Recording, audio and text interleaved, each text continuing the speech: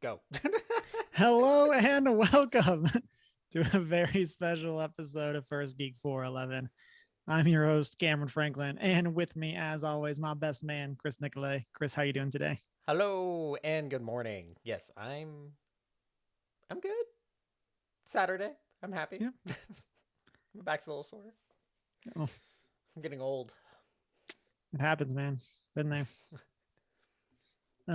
So today we are talking the Commander 21 or 2021 product that is tied in with the plane of Strixhaven, especially with there being no great Commander showdown this month.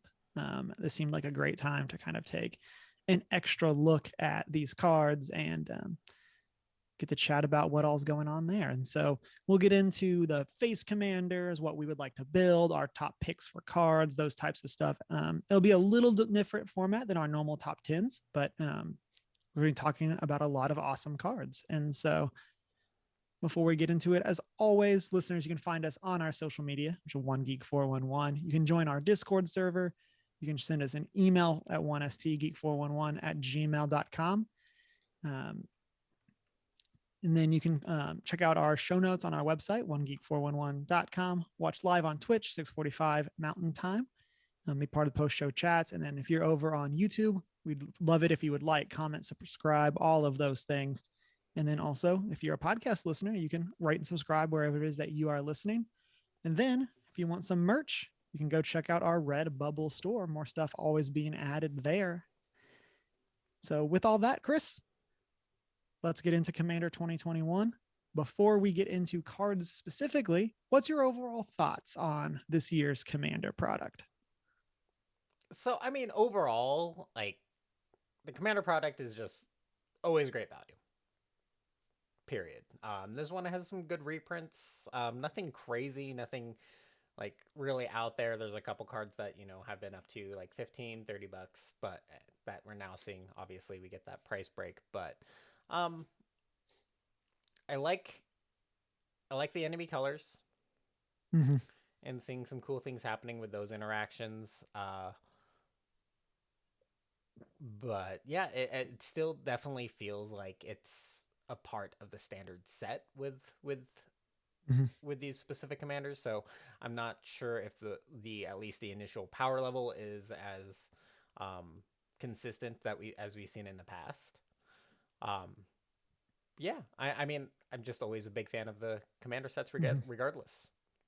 Yeah. We were talking a little bit beforehand, and one of the things that I think is crazy is that there's so much value packed into these.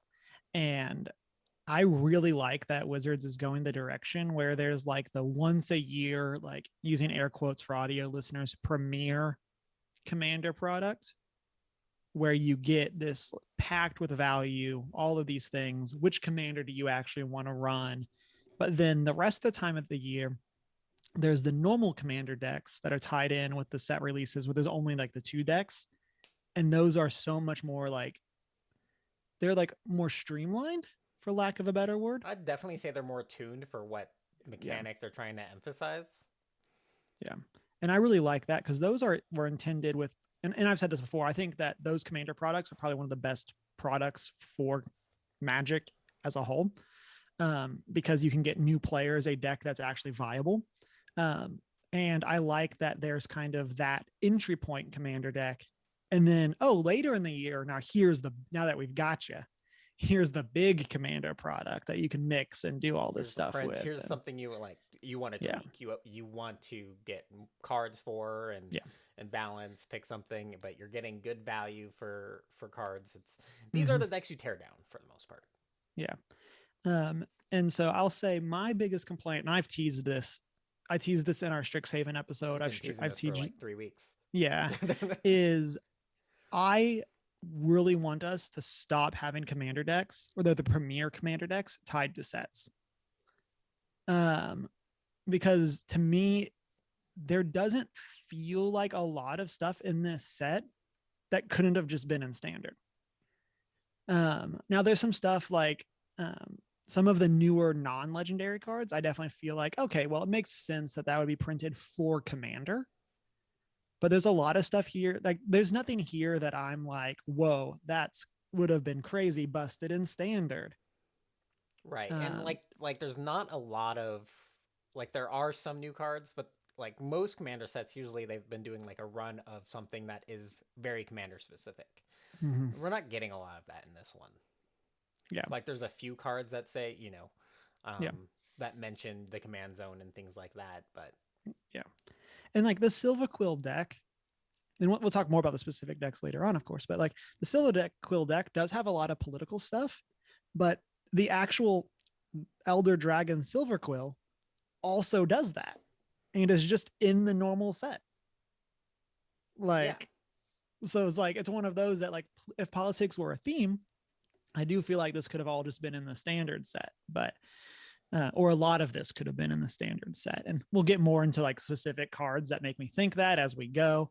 But yeah, I'm really hoping that Commander 2022 or something like that, we see a bit more of a break from the being specifically tied into the sets. But also, you know, I could just be being the vocal minority here. Like I don't mind things being centered on like the new plane or anything like that. It's just, you know, in my commander sets, I do like to see commander built cards. Yeah.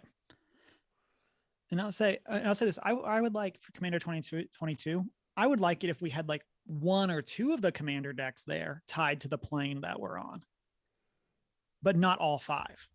Right. Well, it made sense for this one specifically because there are five schools. Yeah. You know, it's you know it would be I guess injustice to the set, or you know, it's like now we have to pick two of the schools that we're going to dedicate. But yeah, for future sets, for sure, I would say that. Right. But like let's look back at last year where we had Ikoria. Like really, like even there they were doing the wedges, since Ikoria had that wedge theme. But like really the only one of those that needed to be Ikoria themed was the Mutate deck. Yeah. Like that was and like all the other ones could have still been monstery or like wedge themed without being strictly Ikoria. Which I think they mostly did for the most part. I mean, yeah, it was Ikoria tied, but also that set had a lot of brand new commander dedicated cards. Right. You had partner with in that set. Like you had things like that like this wouldn't work in standard. And they also had like the color sorceries and spells, you know, that, you know, if your commander's in play, you cast it for free. And those cards are through the roof in price too, by the way. Yeah. Turns out commander players like having their commander in play. What? And especially when most of those cards protect your commander in some way. It turns out people really like those. Yeah. And you know, it's also because those cards are like, that's also one reason why getting those commander specific cards in the commander set is because it does really add to the value, because those cards having only the single printing and things like that, they only really accumulate in value. Right. So that's what it's also a good draw for attracting a purchaser. Yep. Yeah. And so like I say all of that not to like dog on this. There's some really cool cards here and stuff like that. Like, so I'm not trying to like bring this set down, but that's one of the things that, again, that's my own take. We'll see where we're at in the next year. But yeah, I guess with that like overall thoughts on it, let's go ahead and jump in. Chris, do you want to explain the format? Yes. Since you got the clickers. Yeah, so initially here, what we're going to do, we're just going to go through like all the face cards and kind of go through the mechanics. So we're going to do the face cards and the alternate commanders. And then from there, we'll go ahead and jump into kind of some of our favorite cards from the set, like which legendary, and talk about like what decks we kind of want to build around moving, or possibly build around eventually. Who knows? Based on what we've seen from the set, and just kind of go from there. It'll be a pretty relaxed conversation. No, like we have a structure, but knowing us, and this is even a bit less structured than our normal structure. Right. Which and so so Chris, let's go ahead and get started. All right, so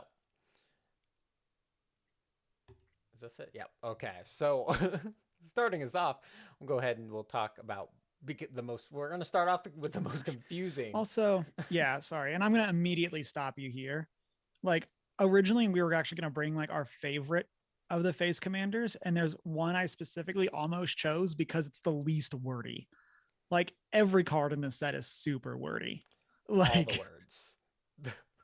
All the words. But not as a bad thing. But man, things are wordy in this set. Right. So like in a way that also it's rough because like if this is what you were looking at as a first intro, because of all those words, things can get complicated, things get confusing. It's a lot to keep track of. Definitely recommend like the Zendikar decks and stuff like that. First of all, they're cheaper. They're very straightforward, nice and streamlined, like as we previously mentioned. But starting off, we'll start with Brina the Demagogue. This is the Silver Quill, right? Yep. Silver Quill school. But Brina the Demagogue costs 1, a white, and a black. She's a 1/3 bird warlock with flying. And the rest of her text is where things get weird. Yeah. Oh my gosh. Whenever a player attacks one or more or one of your opponents, if that opponent has more life than another of your opponents, that attacking player draws a card. And you put 2+1/+1 counters on a creature you control. Yeah. So the short version is you always get the counters as the person owning Brenna, but you might not always get to draw the card. Right. And I think that that's one of the things that's like really weird about this. But it is a politicky thing. So the person that is attacking, if they attack the person that's not in last place and is not you and is not me, so it's like a goad type mechanic, kind of, almost, not really, but then they can draw a card. So for larger pods, they can still technically potentially, so if you're last, no, it's only comparing your opponent's life total. Yeah, it only compares the opponents. Again, like this gets into like super confusing. Yeah. But like if you're the one owning Brenna, you can attack 2 of your opponents that don't have the lowest life, and you would get to draw 2 cards and put 2 counters twice. Right. And since it's only comparing your opponent's life total, you can still have the most life total. Yeah, you could have the most life, which I think is really cool about this. Yes, so that's nice. Like when we've seen cards similar to this before, what is it? It's a Marchesa, one of the Marchesas. Yeah, like the throne as a whole. The throne. Like, you're trying to keep yourself low, because and like that's one of the big challenges with Marchesa, and like as a huge deck building challenge, is that since the throne says whenever you attack a player, if that player has the highest life total, put a +1/+1 counter on the attacking creature. That includes your own life but that total. includes your own. Yeah. And so it's one of those that like it'd be super interesting to see if Wizard or if Magic was a digital game, if they would have edited that ability. Like if this like that ability would get an update to be closer to the Brenna wording. I think that's something that's super interesting to think about. Obviously, that'll never happen because Magic's a paper game. But now we're saying, with this specific wording, it takes your life total out of the running, so that it's only looking at your opponents, so that you don't have to kind of try to manage that life total. So this is it's a fun kind of politicky card. Forces your opponents to like, if they're a little behind, they are going to think about getting that additional card draw, especially if they're running certain colors. It's really good. Quick, easy card to get out. It's a 1/3. I mean, it has some defense there. It doesn't do a ton of damage, but for 3 costs, but you can always be pumping this up. Yes. So like this is one of those things that like since you do always get the counters, like it's definitely feasible that like you could play this on 3, and then if you're in a more aggro-y pod, like this could be a 5/7 by the time it gets back around to you. Like that's like pretty feasible. Again, it's meta dependent. Like if you're playing a more like competitive or like on the stack style meta, that's not going to happen as much where there's less combat. But like, I mean, if I had a creature, If I had a creature in play and you played Brina, I'm attacking just to get that card. Yep. Like actually early game. Yeah, getting like then I'm refilling my hand as I go. Everything, if you're running red, you're already aggro in general. Mm-hmm. Typically you're going to be a little more aggro, and just being able to, yeah, get those cards into your hand so you have options and not doing so much the impulse thing. Mm-hmm. But yeah, and also it has the evasion. Another thing, I mean, like obviously to think about is like if you want to keep Brianna on the board, you might not be pumping her just because you don't want to Mm-hmm. hurt her to become a very big threat. And people are like, yeah, I enjoy having the, and then just like if you're playing, if your pod is more just political in general, that's a something you Mm-hmm. might want to consider is pumping up other things to make them targets so they're not worried about Brina as much. Good point. But yeah, so Brina, um, I also like how this was gonna be like a super casual discussion, and then we spent like 10 minutes on the very first card. We're going long. we knew that. We knew we were gonna like We knew what we were signing up for. yeah. That which is why like the cards we've picked for our later discussions are like it's 2-3 cards, which is nice. Mm-hmm.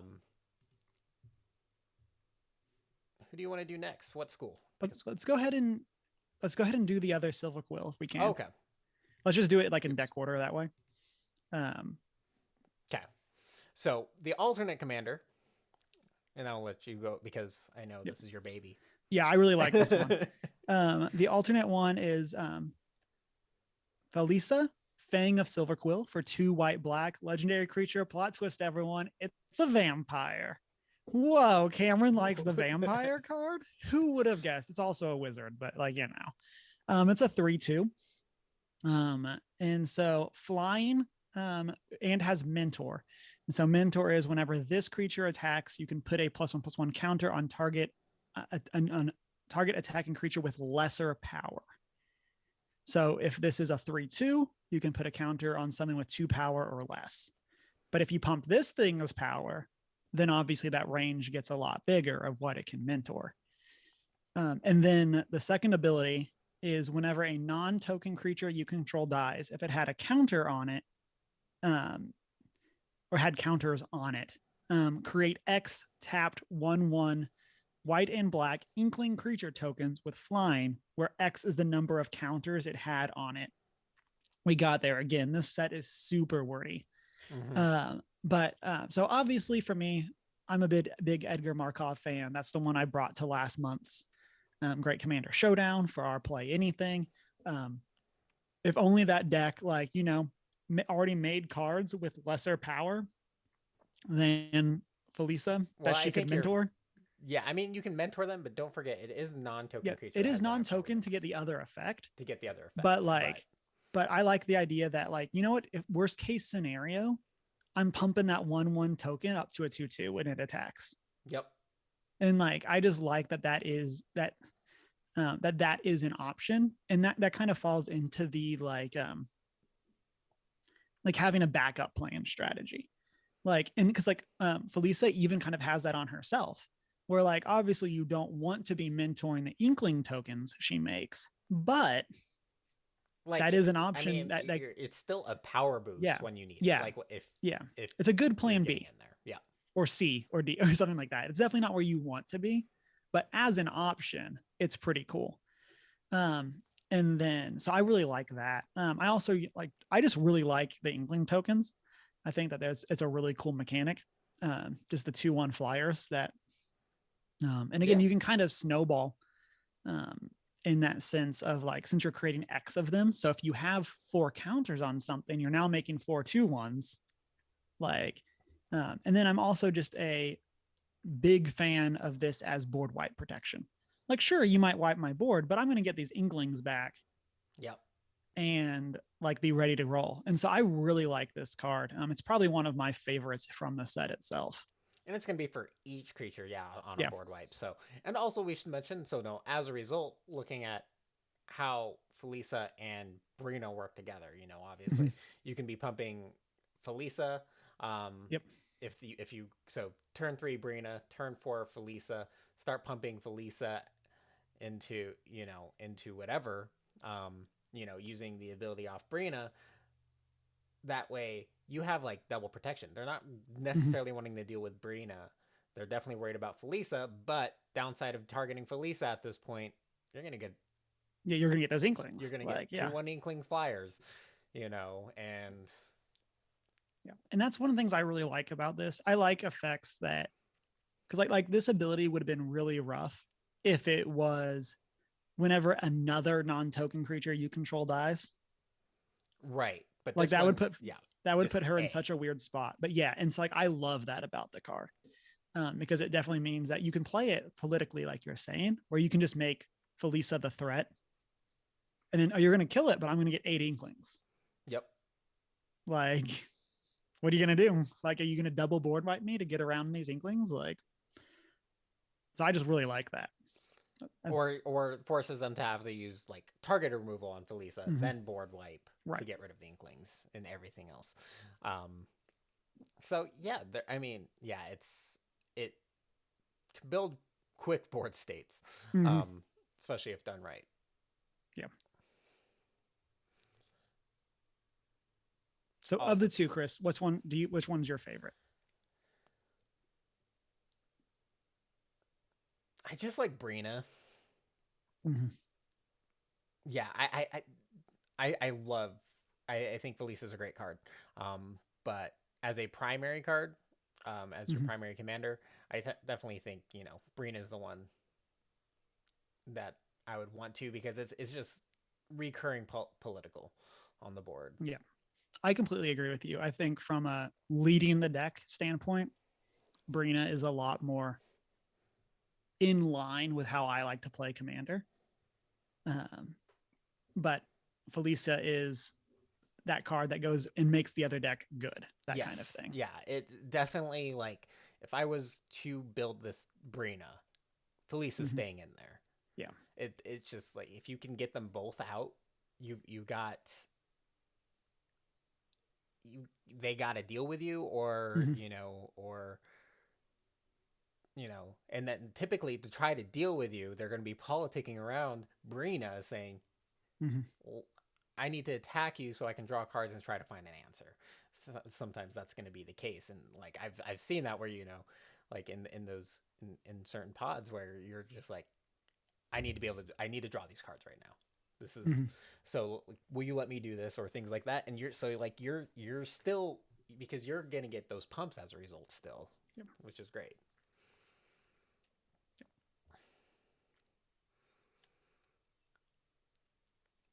What What we about you? got for the next deck? What what pick what school? Let's do let's do Witherbloom. Let's get that one. Wither Bloom, which means And we're drinking. so for people that missed the normal Strixhaven episode, um, there are 5 schools or 5 colleges at Strixhaven, each tied to 2 colors. And those are the enemy colors. Chris alluded to them earlier. And so they each kind of have a thing that they do. And so Silver Quill is supposed to be like the presenters. And then Witherbloom is supposed to be the biology department, basically. Which makes sense. So there is like the life and death aspect that we're normal, like we're used to with Golgari on Ravnica, but it's a bit more like biological versus like fungal. So Mm-hmm. But so the face card is Willowdusk Essence here. Again, one and then one of each. So one black, one green. Dryad Druid for 3/3. So a little more power here, but mhm. doesn't fly. So I mean, um, has the ability of one tap, choose another target creature, put a number of +1/+1 counters on it equal to the amount of life you gain this turn, or the amount of life you lost this turn, whichever is greater. Activate only as a sorcery. So obviously, this is an ability that you're only going to use on your turn, um, and you're just going to keep track of your life, Mhm. how much your life, and that's something that so this set within that biology it focuses on their contrast. So they've definitely leaned green into that life gain Mhm. mechanic, and black is life as a utility, leaning on Yeah. those separations. Um, heavily, and that's Yeah. something. And I like this card because it takes into both account. Normally, when we've seen them in the standard set, it's always focused on your life gain aspect on the black cards. Yeah, I really like the mix here. I like that it's either. So you can either run this in a deck that's trying to build a bunch of life in one go, obviously, like, as you said, on your turn, or you can run it in a deck that's trying to pay a lot of life to do something. Mm-hmm. And so I just like that mix. That, like, I think they could have done it as just get life you gained this turn, and that would have fit really well within Witherbloom's theme. But I really like that they didn't do that. That this does work either way. Um, but yeah, this is a cool card. Like, there's definitely a lot of those like black pay X life kind of things that like become really good here. Yes. But And like even in the standard set or anything, even within this deck, like they did a good job with that mechanic. I think this might be one of the better tuned. Yep. Just because in general, the black portion has always, life has always been a good utility within those decks. Yeah, I completely agree. I feel like this deck, and we'll talk about it more when we see the other commander as well, or the other two color commander. But like, I feel like this deck is very on theme, and the Silver Quill was as well, in this to a lesser degree, I guess. But like, but the Witherbloom commanders work really well together, and so I think that that's a good thing for what you're looking for if you wanted to just play these decks out of the box. Like, longtime commander product fans will know that like one of the challenges with, like, I think it was 2013, is like you would get your three commanders and none of them were remotely the same, and the deck was like 1/3 each of those commanders. Yes.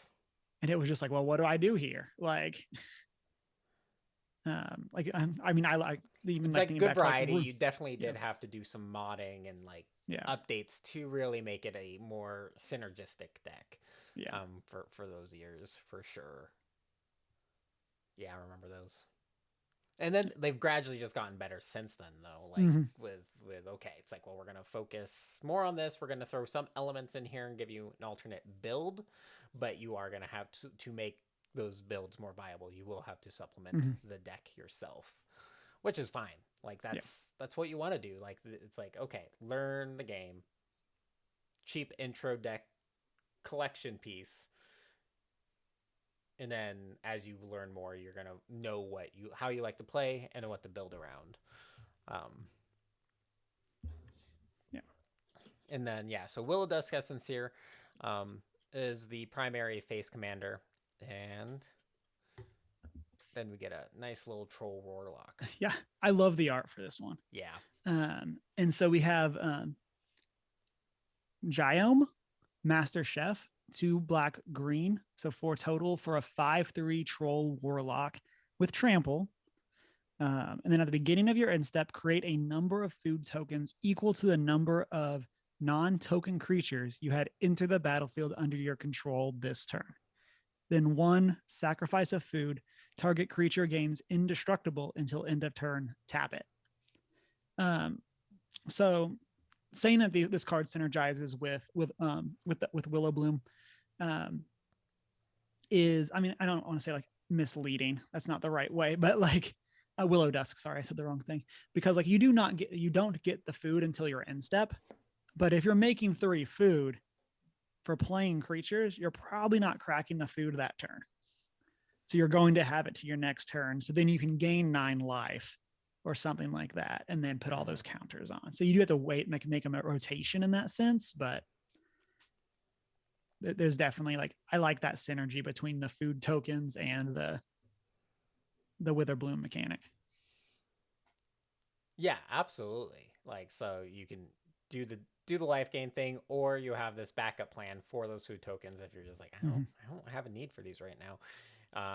Or if you're playing defensively, it gives you an option to protect your creatures on blocks, anything like that. And also Giome or Guillaume, or however you say it, being a 5/3 trampler for 4, pretty decent creature, pretty good stats with self-protection, because he's a non-token creature. You'll always have that 1 food. You're always going to have that 1 food because it looks at your turn as a whole after he's entered. Mm-hmm. So Yeah. it's Yeah. nice. This deck feels like it's gonna be very like, um, if this guy is your commander, it feels like it's be very difficult to attack into this deck because they're gonna just have so much food laying around that they can use for that indestructible. Yeah. And it's like you may attack me, but like you're gonna have some trades. Like, Mm-hmm. Or you're going to protect your key creatures on a board wipe. You know, yeah, there's a lot of things you have to consider yeah, when trying to work around this deck. So yeah. potential exile is going to be your best options, for sure. So that's Witherbloom. Deck's cool. Mm-hmm. Yeah. So well, for those, Oh, which ones do you like more? Which one would you be most like to run as a commander? I feel like I would play Guillaume. Like I'm just gonna I just throw all the food creation creatures in there, Mm-hmm. all the food mechanics. You know, I think you'll have a fun deck to play. That's gonna be, you know, inconvenient to work around, and it's gonna be using mechanics that aren't necessarily easy to deal with because getting rid of all those food tokens, to you know, artifact destruction is Do you want to burn your audit? You don't want to do that. Like you don't as an opponent. Like I really just don't want to like get like I can definitely see that deck putting someone in a place where it's like I have this corrosive grip. Am I really going to use this to destroy their one food token that they have in play right now? Like right. versus like is that really the threat kind of thing? And so I But it's yeah like at the same time, you're like, that's the only way I can really get in right now. Destroy the food yeah token. Now they can't make indestructible, or they're going to sack it, make it indestructible that turn anyway. You yeah know, in response kind of situation. Or you're hoping they tap out and forget to leave one up, you know, leave some mana up to utilize those. Something. But yeah, yeah I like him a little better. I think Willowdusk is great. You know, for doing the life and mm-hmm. life gain and life resource, you know, balancing act. I really like that. It's just not my favorite way to go about playing in general. yeah. I'm pretty much right there with you for these. I think Willowdusk is one of my favorite of the five like face commanders, but I think that it since you can only activate at sorcery speed, that's a huge limitation on that ability. Where and then I think Guillaume has a really strong feature, which is a commander that's very difficult to remove from the board. Because like some commanders, like that's kind of their struggle is that if they're gone, they're gone. Like like that's one of the challenges that I've had a lot with like my rune deck is that like if rune gets removed from the battlefield, like what am I really gonna do? Like I still got a lot of value-y creatures, but like you have to make it that table. Whereas Gaia, like he's probably gonna be there as long as you have one food at all times, Yep. which he will make for you when he enters the battlefield. And so it just seems like that effect that you can very much rely. In that sense, it very much reminds me of Marchesa, where part of really what you really want to do with that Marchesa deck is just always have that counter, +1/+1 counter on Marchesa. Yep. Um, and it very much seems that same way here. Like you're gonna you just want to always have one man open, always have a food. This guy's not going away. Definitely agree. Yeah, I like him. And as you mentioned, the art's just fun. Mm-hmm. Yeah. Next school. So let's go into Quandrix. We're just doing a color theme, I guess. We're just passing around, but Quandrix is Simic. yes. And we have a question in chat. Varoth is Commander supported by the online tools, or it has to be with physical cards? So you can play Commander on MTGO.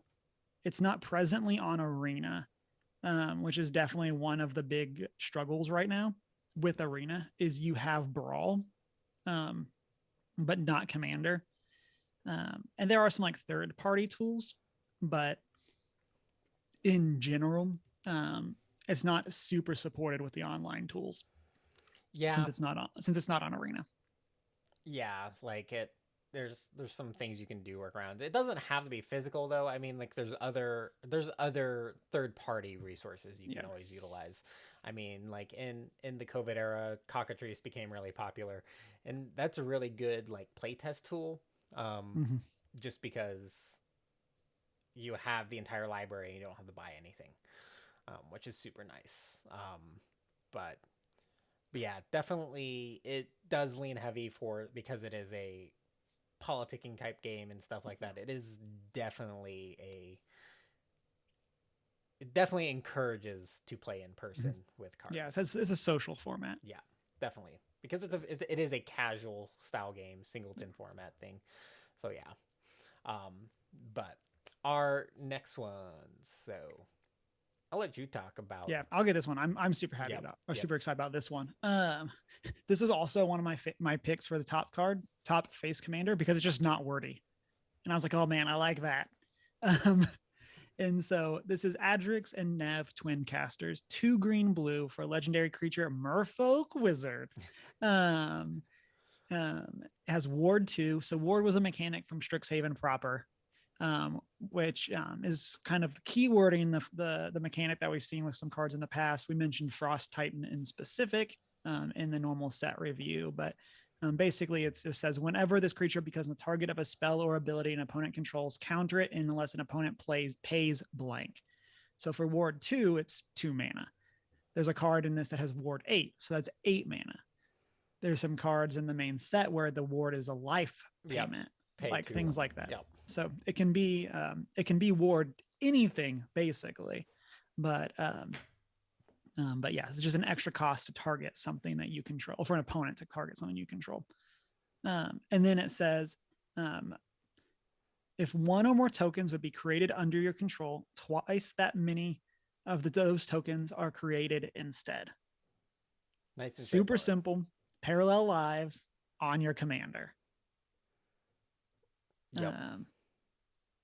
And so I really like Adrix and Nev. Like, It's also a cheap parallel. I mean, like yeah, 4 CMC, pretty yeah, pretty nice. and like from a budget perspective, like Parallel Lives is expensive, let alone doubling season. But just being able to have a relatively easier to get copy of that effect, sure, you have to be in blue green, and it's a lot easier to remove a 2/2 creature than it is to remove an enchantment. But like, right. but But I just mean, having it also cheaper does have access. protection. Yeah. You know, a little bit of protection. So I mean, like your removal spells are your opponent's removal spells now cost 2 more to get rid of them, Mm-hmm. which is super nice. This is a Simic gets some of the just best cards. And I'll say here too, like this is a really good card, but I love that it's not that Wither or that Quandrix isn't into the battlefield draw card mechanics. Like True. that was the last thing that we needed for blue green to get again, was more like landfall draw card shenanigans. Yeah. But that I mean, like those cards. What's just so great about this is like getting something new and whatever. It just adds to the power level of Simic because Yeah. you have all of those support value tools going into this deck. That, so you're gonna get card value. You're gonna if you're so you're getting card value, so you can start getting your token creatures out. You know, start creating those tokens. Ugh. Mm-hmm. And we know there's plenty of token generators in at least green. Yeah. Blue has plenty too, actually. Yeah. Yeah, Never most mind. colors nowadays have a lot of good. Never Like it mind used to not utility be lands. as spread out, but Right. and it definitely helps here where every school has their own token. So like that definitely helps with having at least something that you can do. Mm-hmm. For sure. I like this. I like the art in this one. Yeah. Yeah. You get your merfolk. You got a merfolk. Yep. And yeah, it's a good merfolk that has nothing to do with the merfolk deck. Right? I feel like that's typical for merfolk. Yeah, it's merfolk very is much just the theme. Throw out there. There's no true like merfolk tribal synergy. Yeah, identity. Yeah. Yeah. We've kind of talked about, like, longtime listeners will know that Chris and I used to base, because Chris likes elves, I like merfolk, and we very much used to have that we would each pick one of that creature type from the sets. And you'll notice we stopped doing that, or at least I stopped picking a merfolk, because none of the merfolk do anything. So I've kind of just become the oops vampires instead, I guess. But I mean, like he still picks merfolks when they are good cards. It's just not specifically for the merfolk identity. Yeah, they're just not good merfolk. One. Yeah, they're just it's just there's just no true merfolk identity tribal synergies. Yeah, and it's always when it's a merfolk wizard. Yeah, and that's a wizard of the coast, you could say. And yeah, like in Cameron, you just made a. Have you not heard that? Have you not heard that joke before? No. Oh, that's maybe you're just not around the merfolk like boards like I guess am. Not. But that was a big joke when Ixalan came out. But that's a pun. Was that they were making more Wizards of the Coast. I appreciate a good pun when they happen. It's just 1 out of 100, which is why I've made my stance on puns well known. But yeah. So Chris, what is our next Quandrix card? Next one is Essex Fractal Bloom, and it is a fractal. So this is the mascot. This is this is their mascot. It costs 4, a green and a blue for a 4/4 flying fractal, which is like obviously this is a whole new creature type for Magic due to the set, and it's just their mascot for the school. But the first time you would create 1 or more tokens during each of your turns, you may instead choose a creature other than Essex Fractal Bloom and create that many tokens that are copies of that creature. Seems good. Dang. Yeah. So it's a 4/4. I don't remember if you said that, but honestly though, that I don't think that ever matters. Like this strikes me as the card that you just never care about as power toughness. Like this could be a 1/1. You're fine. No, like this is definitely. What's the effect? Yeah. Because this effect is just fun. Yeah. And so this is really good with any card that enters the battlefield and makes tokens at the same time and is not legendary. And so like Avenger of Zendikar, when Avenger enters, you create 0/1 plants equal to the number of lands you control. So you play Avenger for 7, you make say 7 land or 7 plants. Essex says, this is the first time you created tokens this turn. Those all enter as copies of Avenger of Zendikar. Yep. Which then make more tokens. And so it's not like an infinite chain by any means, but it just gives you an extra 7 Avengers of Zendikar. And so like obviously that's like the extreme, probably one big instances. So you're doubling essentially what Avenger of Zendikar did. Yeah. Because the new ones, so you get actually, well, depending on how many copies it creates, you're going to get that many more. Granted, they're all plants now.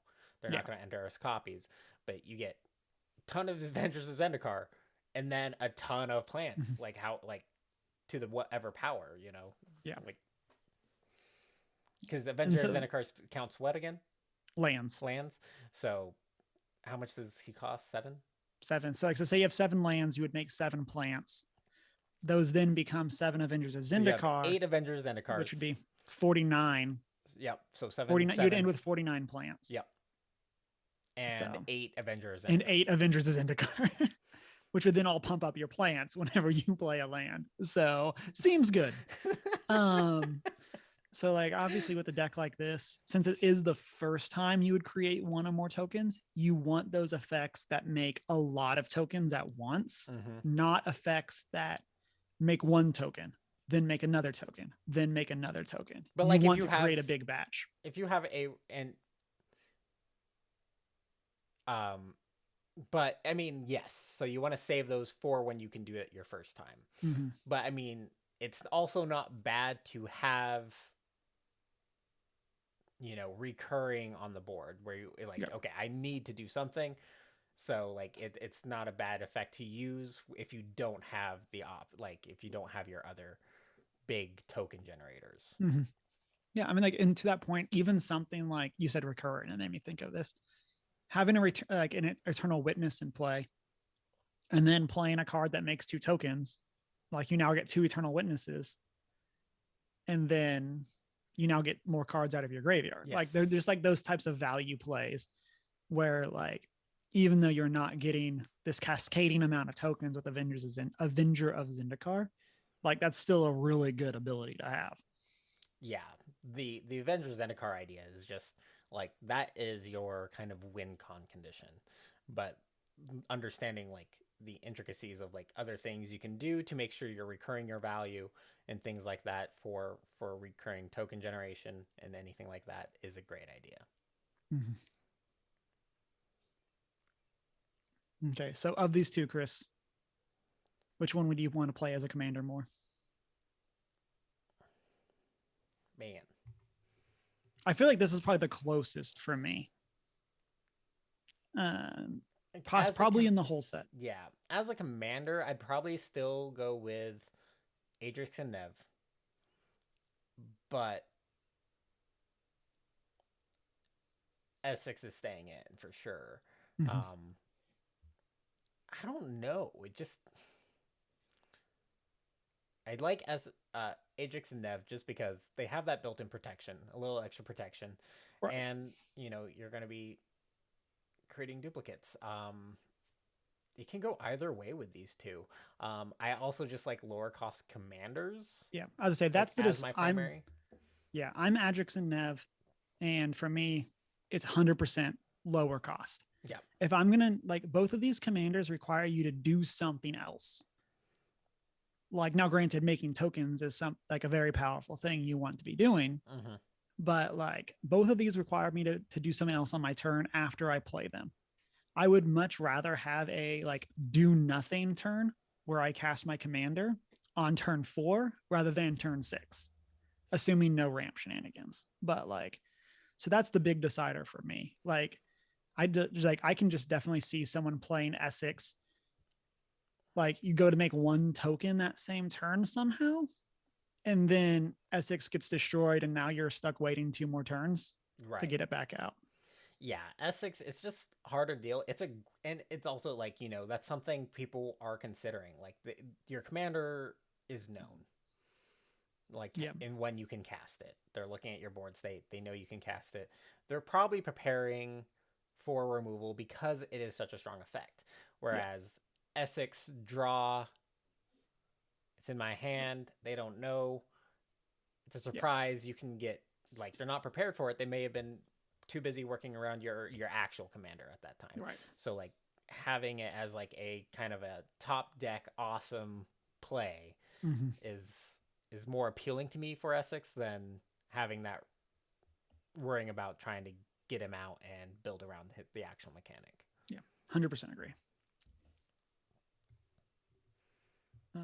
So I guess let's go to Prismari. Prismari. And oh man, do we got some commanders for this one? So I mentioned in our Strixhaven proper review that none of the Magecraft cards in the actual set got me like super hyped. They were all good effects, but there were none that I was like, this card's bananas. And I feel like that kind of goes to our initial conversation where it feels like both of the Magecraft effects on the Prismari commanders could have been in the main set, but were specifically saved for this because of how cool they are. They are strong, and they might be a little too strong for standard. Maybe that's Yeah. why, or something. Because this is they're fun too. Is the thing, and they're great for commander. Yeah. First up, we have the face commander Zephi Thunder Conductor, and I enjoy this art too. I don't know. Maybe Yeah. it's This is just really cool. the band guy in me. Yeah. 2 blue and a red, 1/4 legendary creature human shaman with Magecraft. Also, why is this guy a shaman? Like that just seems like a super weird creature type, but whatever. It's because I think of the red. Yeah, it just doesn't like. Again, I love Prismari as the weird take on like what is blue red, Mm-hmm. but like this just seems super weird as to be a shaman. But whatever. He's conducting thunder. I guess that's elemental, which is kind of shamany. Yeah. But Which makes sense because their mascot is the elementals too. Right. So we should throw that out there. What is the blue option for? What was the blue assignment for for for creature the types. For the wizards. wizards. Oh, they were wizards? Okay. Yeah, blue is wizards. But Magecraft. Whenever you cast or copy that or copy is Yeah, or copy is super good, turns out. Whenever you cast or copy an instant or sorcery spell, scry 1. If that spell's mana value is 5 or greater, create a 4/4 blue and red elemental creature token. If that spell's mana value is 10 or greater, Zavai Thunder Collector deals 10 damage to an opponent chosen at random. Varoth in chat says 50% Beethoven, 50% Agnes Young. And I also think this is supposed to be like Samuel L. Jackson from Glass. I see that a lot. Yeah, like that was the one that like I saw and was like, ooh.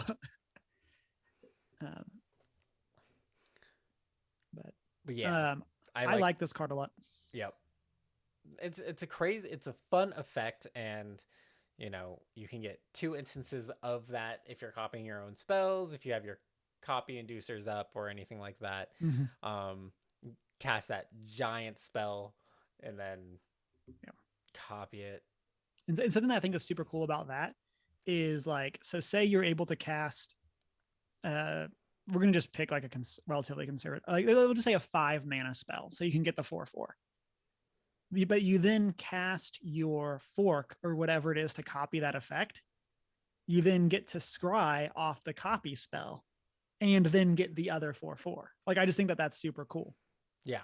That like, as long as your copy effect is a spell itself, it will still get you that additional value. And I think that that's a super cool part of Magecraft, specifically in Commander, is that we have a lot of those effects. Yeah, it's a lot of, you got to keep track too. Like, I mean, this is not a beginner mechanic in terms of Commander set here for this particular guy, because, if you cast the big spell and then you copy it, you have 3 instances that you have to think about. Potentially. Depending on the cost. Yeah, depending on how you do the copy. Yeah, but how you do the copy and things like that. And so, at the very least, because you've cast 2 hard spells and you have a copy to worry about. And you cast a big spell and just dome someone for 10, let alone whatever the 10 mana spell is that you used. Which is typically probably going to be a red, like, X cost spell that you're going to be doing some 10 damage with anyway. I mean, or is a blue draw a bunch of cards. Like, there's so many good options because basically I think most of the time your X for that is probably 8. Yeah. And it's like a double pip spell, like that kind of thing. And so like dome someone for 8, then dome someone, possibly someone else for 10. Seems good. Or ends up landing on the same person's like, that was random. That was not intentional. But a lot of fun. But the secondary commander for them is a wizard. Get this over here. Boom. I believe. So, Veyran, Voice of Duality, for 1 blue red, legendary creature, Ifrit Wizard. It's a 2/2. Magecraft. Whenever you cast or copy an instant or sorcery spell, Veyran, Voice of Duality, gets +1/+1 until end of turn.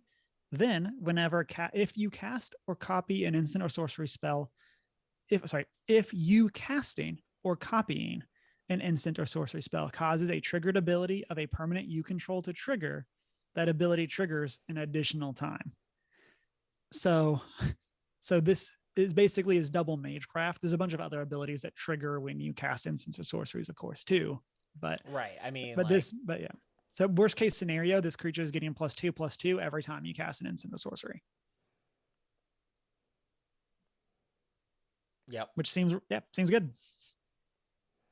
Yeah, I like that. They were cautious about that. They thought it's like, this Magecraft ability seems kind of lackluster, more like prowess, but then they're like, just throw on a trigger doubler, so it's +2/+2 at least. Yeah, technically. So the Magecraft effect itself looks lackluster until you read the rest of the cards. So it's 4/4, 6/6, 8/8, depending on how many spells you're casting. Seems fun. Also, again, looking at that synergy between the two, when if Mhm. you can get them both out at the same time. Yeah. 2/4/4s, 3/4/4, depending on what you're Yeah. casting. It's it can take off. You Yeah. can do a lot if you're good. And in this Yeah. particular color combo, you're getting you have card draw for blue and Mhm. keeping your hand filled and lots of cantrip options and Yep. And I'll say I think Veyron is a lot better in a Zaffi deck than Zaffi is in a Veyron deck, if that makes sense. So like if I'm playing Veyron as my commander, I don't know if I'm playing Zaffi. But if I'm playing Zaffi, I'm definitely playing Veyron. I would agree. And I think part of that is Zaffi obviously I think that the reason I say that is I think these decks are deceptively different in terms of what they want to be doing. I would agree because Because it sounds like for Veyran, you're probably keeping more lower cost spells, mm-hmm. whereas Zaffi, you are trying to build into those larger spells. Right, To you're start trying to using. ramp in, do something big, and then doubling that big trigger is really good. Yes. Whereas, this trigger doesn't, like, Zaffi's trigger doesn't supplement or do anything for Right. Veyran outside of give something Scry for the 2 ability or to. scry 1 twice, technically, Yeah. like that kind of thing. I just feel like in the normal game plan, Yeah. you're not just, they're not, and again, I think that that's super cool.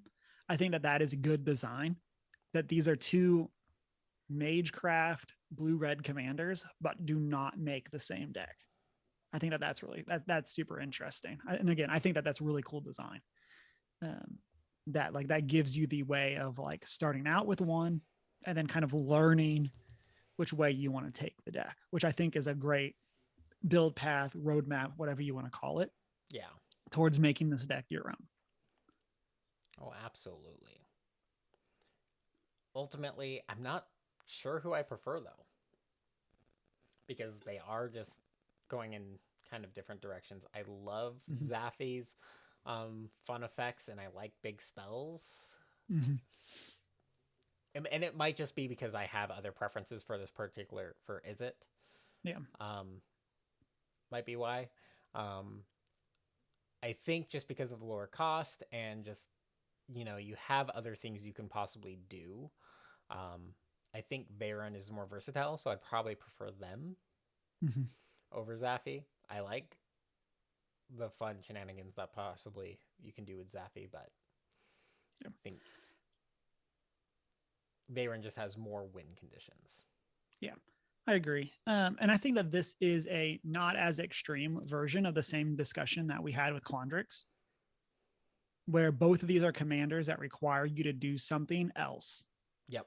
And so if I need to do something else, in general, I would rather pay less mana for my commander. Again, same as the Quandrix challenge. Now, granted, 3 to 4 is a lot different than 4 to 6.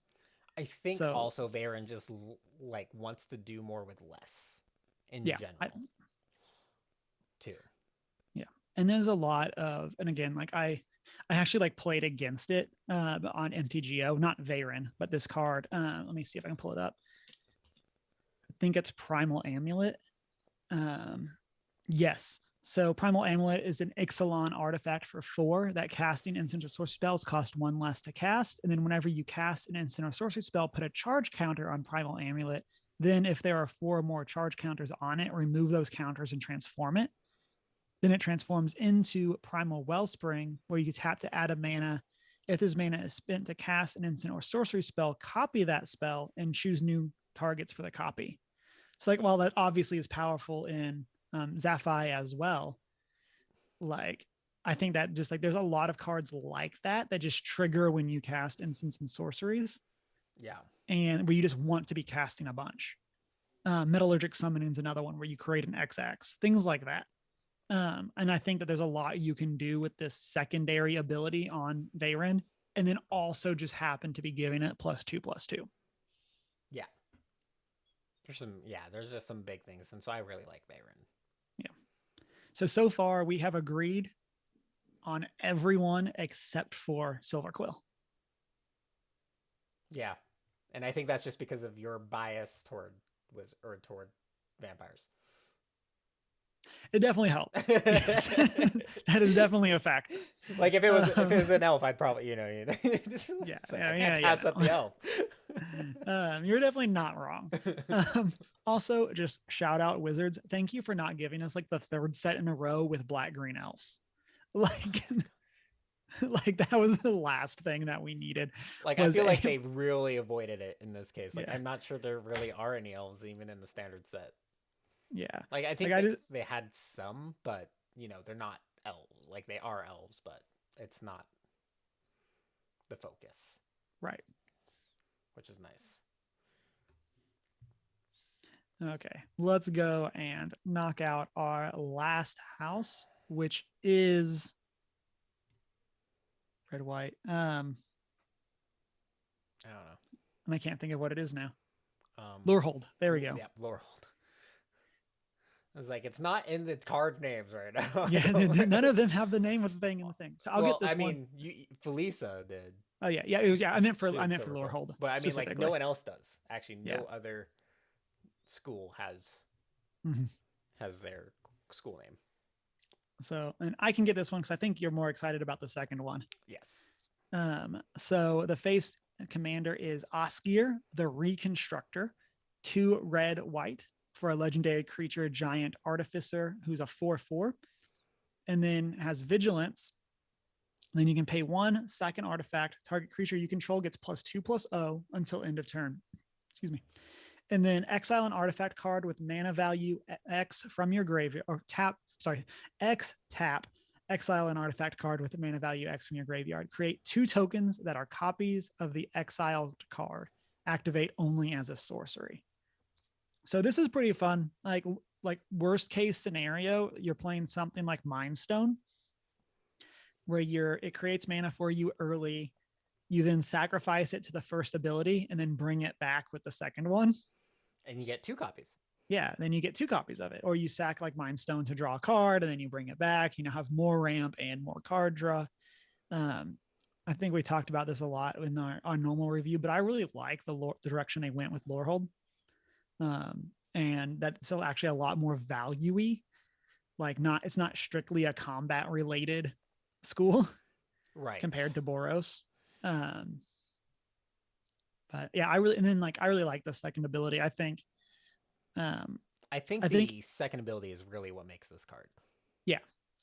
Because like it does have that combat focused give +2/+0, but honestly, I think that could just read 1 sacrifice an artifact. That's it. And it would still be really good because it would give you a way to put those artifacts in your graveyard for the second ability. Right. Yeah, definitely. Like it's even for things like, I mean, sacking your soul ring. Mm-hmm.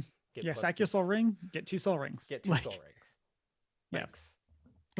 Which I think with that example, Chris, is also super good because soul ring gives you the mana to do both parts. Exactly. Turns out soul ring is a good card. Who would have guessed? Especially for us. So I'm gonna tap soul ring. I'm gonna use float 1. I'm gonna say, and then I'm gonna use that 1 to tap Ogiskir and get 2 soul rings. Turns out soul ring too good. Yeah, Oskier is really cool. I like the we kind of stopped. I meant to mention the school themes as we went through all of them. Forgot. But with Lorehold is the archaeology school, and so I really like how this card flavorfully like really ties in with that archaeology theme. Yeah, like of you're getting the artifacts back. Mm-hmm. I think that's really cool. Yeah, I like both of these. I think Lorehold might be one of my favorite of them, just because it's doing something so different for that color combo. Yeah, and it's doing a lot of fun things. Is also what I really like. And I've just been on a red kick, so like, I don't know. I see red and I'm like, nice. I think red's just fun. But the alternate commander is Alibou, I don't know. Ancient Witness. Costs 3, a red and a white for a 4 or 5 legendary artifact creature, Golem. Other artifact creatures you control have haste. Always nice. Very red. Mm-hmm. But then whenever one or more artifact creatures you control attack, Alibo Ancient Witness deals X damage to any target, and you scry X, where X is the number of tapped artifacts you control. So it's a lot of fun. Just Yep. create a ton of tapping artifacts. This goes really along well with, if you could have the color combo, it'd be perfect. With Prismari's Elder Dragon, Mm-hmm. where you can Creating just the tokens, yeah, the and treasures. get just that you can now tap for mana and like without sacking them, keeping things like Mm-hmm.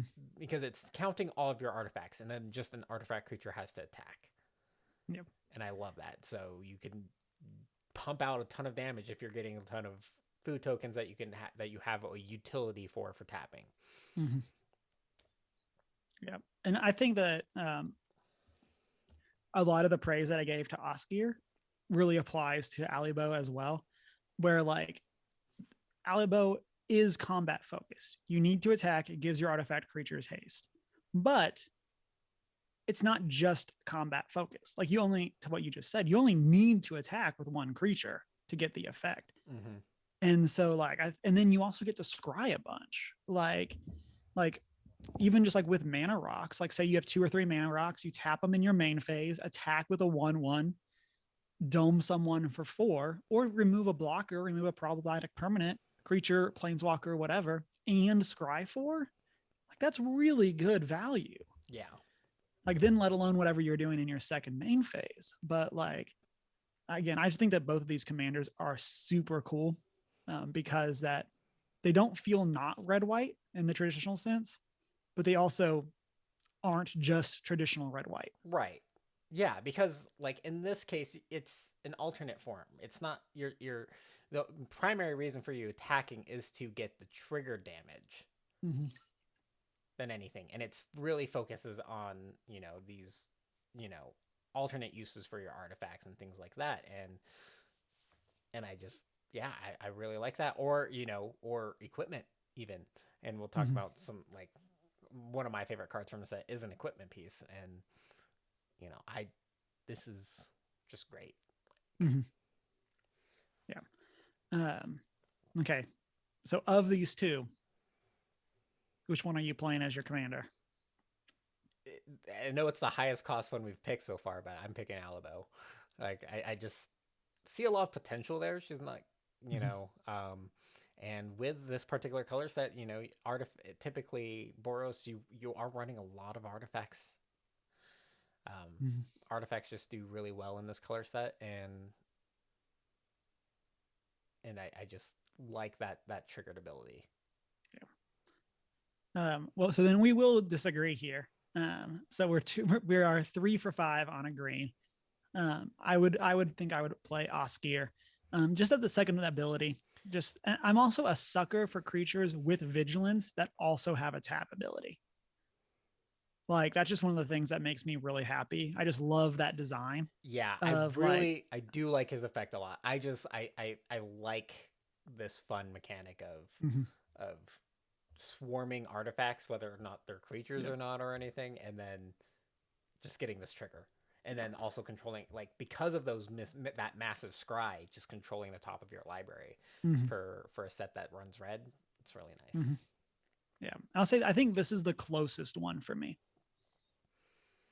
In terms of the comparing the commanders, I think this is the closest one for which one I would want to play. Yeah, Osgir is super good though. Like, yeah, that it gives you like normally you're like, oh, why like it does that sack of artifacts, but it's like here they are again. It's like it's not just artifacts as utility. It's mm-hmm. utility, and by the way, you're gonna double them up. Yeah. Like, or like if you need protection, it's like I'm gonna sack my Swiftfoot boots. Yeah. Now I have 2 Swiftfoot boots. Now you have 2 double Swiftfoot boots. Yes. Things like that, or just so good. Yeah, I agree. And like I said, I think both of these commanders are super cool. I think they're the type of commanders that like I would sit down across the table from and be like, I'm excited for this game.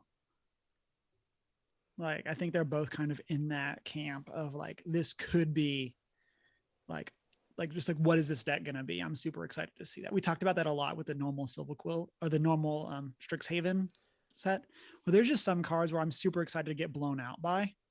And Right. both of these commanders kind of fall in that category of like, I can't wait to see someone like do value Boros with Oskier or like nug me for 20 with Alebo. Like, then yeah, there's yeah, these are both great. I maybe what we should do is eventually maybe we should each buy the Boros and you build Oskier and I'll build just like have a Boros matchup. It'd be great. yeah, Good time. that would be a fun. So for Great Commander Showdown fans, like one of the reasons that we did our initial budget is because that is the budget of these decks.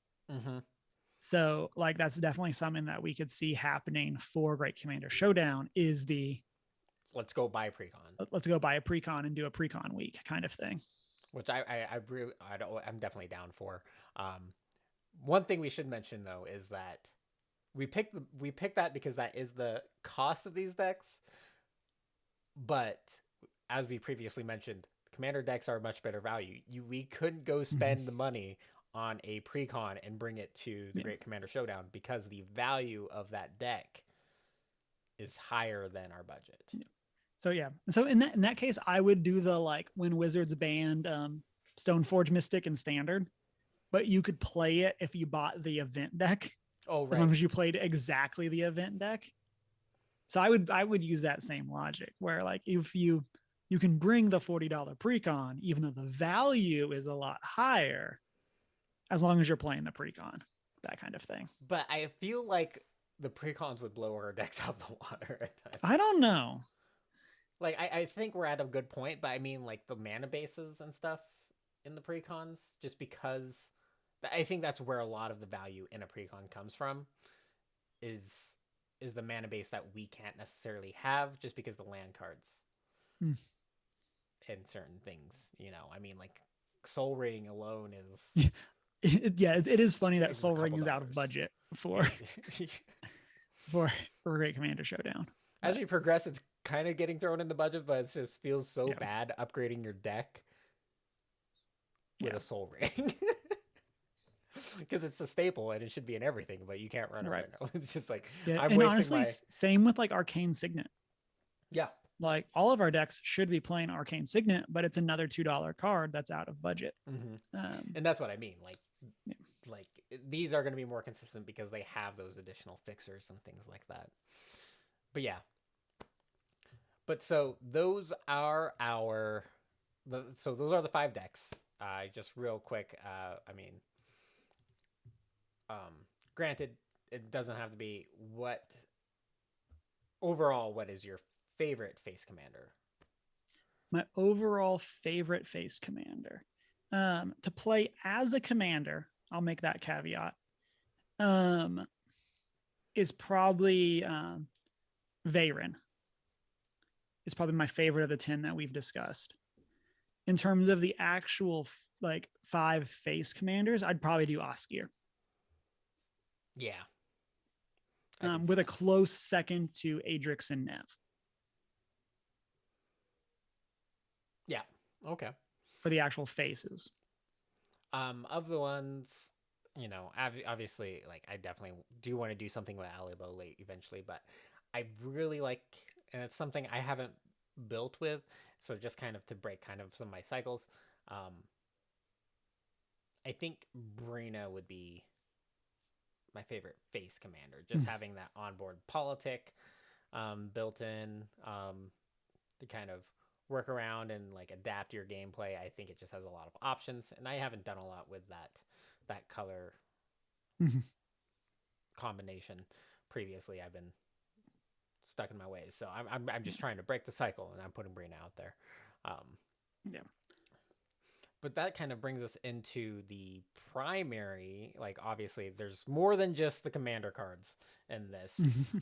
There's the 98 other cards in the deck. Granted, 30 some of lands, Right. but Hopefully 30 something are lands. right, it's all great. Just Preferably around 38 of them are like, lands. these aren't as well tuned as I thought. But there are legendaries in the set. I know yours, obviously you mentioned the legendary you most want to build is Varen. For me, it's actually one that wasn't in our front sets. Yeah, and I think that that's really cool. I'll get while you're getting it going. I'll talk about this a little bit. So one of the things that we have in these decks is that there's 2 multicolor commanders, and then each deck also has a new legendary creature of one of the colors. So the Lorehold deck has a new white legendary and a new red legendary, and I think that that's really cool too. Obviously, you can't play them as the commander of the deck, but I think that it's a really cool way for them to put those in. Yeah.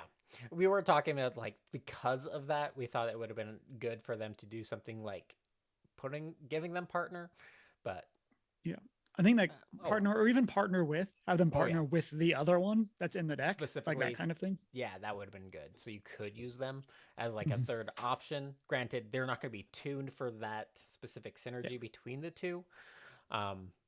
But it give you at least an option to build around within that color scheme. But the legendary that I'd most want to build, and just because this would be it very straightforward deck for one, but I want to build Ruxa, Patient Professor. It's a 2 green bear druid. It's a burr. That's a burr. You know how I feel about bears. Want to ride them out of the woods. 4/4 is a 4/4 bear druid. Whenever Ruxa, Patient Professor enters the battlefield or attacks, return target creature card with no abilities from your graveyard to your hand. Creatures you control with no abilities get +1/+1, and you may have creatures you control with no abilities assign their combat damage as though they weren't blocked. Yeah, I'm a sucker for that last ability.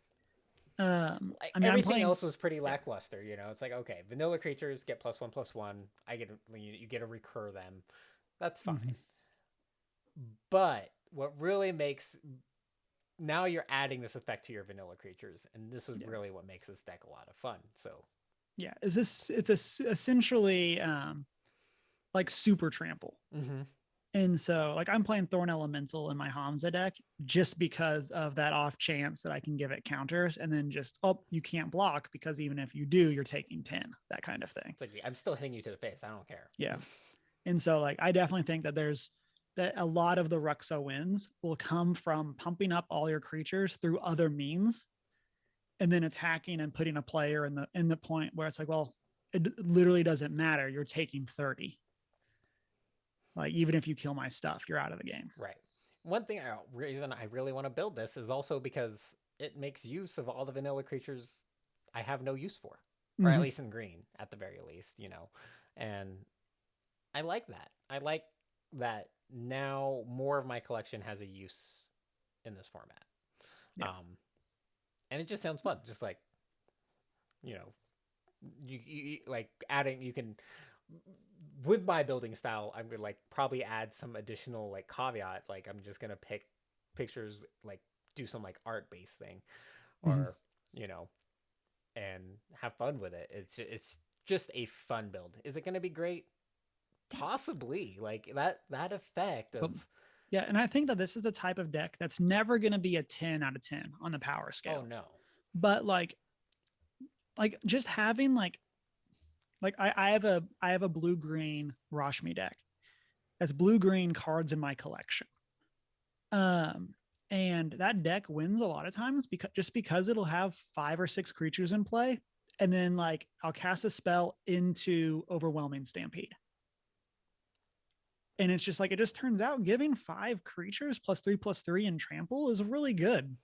And this deck kind of has that same vibe where, like, again, especially because of that last ability, where you're going to just have that, like, I have 5 creatures plus, that's +15 power with Overwhelming Stampede. Yeah. Like, that's just a lot. Like, this deck's definitely going to snipe wins. And this kind of reminds me a lot of the deck that like you're never in the lead until you win. Like that kind of thing. Like this is never the one that's going to value everyone out. That's not like, Yeah. but you're going to get them. Yeah, eventually, or you're gonna take someone out with, just because it's like, yeah, you got blockers, I don't care. Yeah. It gets around so much, and it's also like, also probably feels bad for them when they're eliminating creatures with no abilities. Yeah. What are you gonna do? Kill my 2/2 grizzly bear? Target removal. Yeah. that vanilla 3/2 3/3.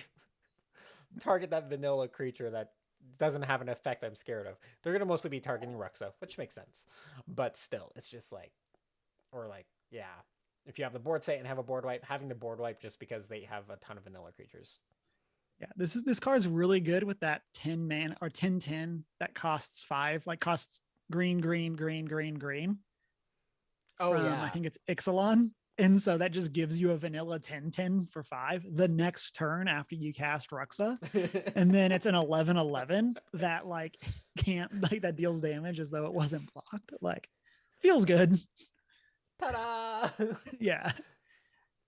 Yeah, I'm just, I'm excited to run some vanilla creatures just because it's fun. And this might very well be one of the next decks I actually do build as a result. Yes. Yeah, I really like a lot of the monocolor legendaries. And I'll say for me, and we can even like transition into like our next category, since we kind of, for the listeners, we kind of thought through a lot of these in terms of where do they fall, and then stuff kind of just morphed into going through all 10 of the double colors. But our initial thought process was, well, okay, let's have a whole category for what is one of the new legendaries that's really cool, but probably isn't going to lead a deck. And so, to the surprise of literally no one who knows my decks, I picked the card that goes in Marchesa, which is Lelia, the Blade Reforged. Also, sucker for this art. It's super cool. And so 2 in a red for a legendary creature, Spirit Warrior. It's a 2/2 with haste. And then when it attacks, exile the top card of your library. You may play that card this turn. Whenever you exile one or more cards from your library and or your graveyard, put a +1/+1 counter on Lelia. So this card, I love this. It's so good with Red's impulsive draw as a whole. And then it also has that bonus synergy that like with like Oskier, this is in the Lorehold deck. So like with Oskier, you exile an artifact from your graveyard to get the copies. Lelia gets bigger. Yep. She gets pumped off. Like I just think that this is such a cool design that it works with both of those aspects of where they pushed Lorehold, but also the traditional red draw. Yeah. I would almost build a deck around her. Not gonna lie. Yeah, just it's straight close. up impulse draw deck. Just yeah. It's like that's all I'm gonna do is impulse draw and cast things. It's like I don't need a hand. I'm just casting what's going in exile all game. Yeah. And this is a type of card that like honestly is just solid in any red or red X deck that doesn't have a lot of built-in draw in those colors. So like your Perforoses, your anything like that, pretty much any red white. Like this is great in Feather. Like we talked a lot about Feather in our like normal set review. Just because a lot of the new cards work really well with Feather. But like this card is just super good in those shells because it does have that built-in card draw. And then it does have that ability to pump itself as you're exiling cards. So I like this a lot. Also really good with escape. Yep. Since you are exiling, you'd only get 1 pump for that. But since you are exiling cards for escape costs, Lelia would be getting bigger as you did that. Yep. And we should mention that it's like per instance exile, not per card exile. Right. So, I mean, right. It has its limitations. So, but I mean, like, if you're doing one at a time for recurring effects from obviously the red impulse draw enchantments from herself, Yeah. anything like that, she's gonna be good. So I would definitely consider building off of her. Um, for my card, legendary creature that could go into 99, and this is just mostly because I've been working on my Simic sleep dot deck kind of situation, or kind of, but is Octavia Living Thesis. It's an 8 blue 8/8 elemental octopus, but spell costs 8 less to cast if you have 8 or more instant and or sorcery cards in your graveyard. Chris, did you put it up on the stream? Oh. Maybe. I just say because I'm like, that's where I'm looking for cards. And so sorry. There we go. Octavia Living Thesis. 8 blue 8/8 elemental legendary octopus. 8 less if you have 8. So like, if you've been casting spells and you draw this, it's a 2 cost 8/8. Worse yet, it has ward 8. Yeah. This is the card we referenced earlier. Yep. So if it would be the target of a spell that your opponents control, counter that spell or ability. Or ability. Oh yeah, or counter that spell or ability unless they pay 8. Again, we talked about this a little bit before the stream, but ward 8 definitely feels like just say this can't be targeted by my like you do effectively have hexproof at this point, because no one's paying 10 mana to Doomblade this. Like it just seems like, okay, sure, but yeah, like that's not all, Chris. But that's not all. Also has Magecraft.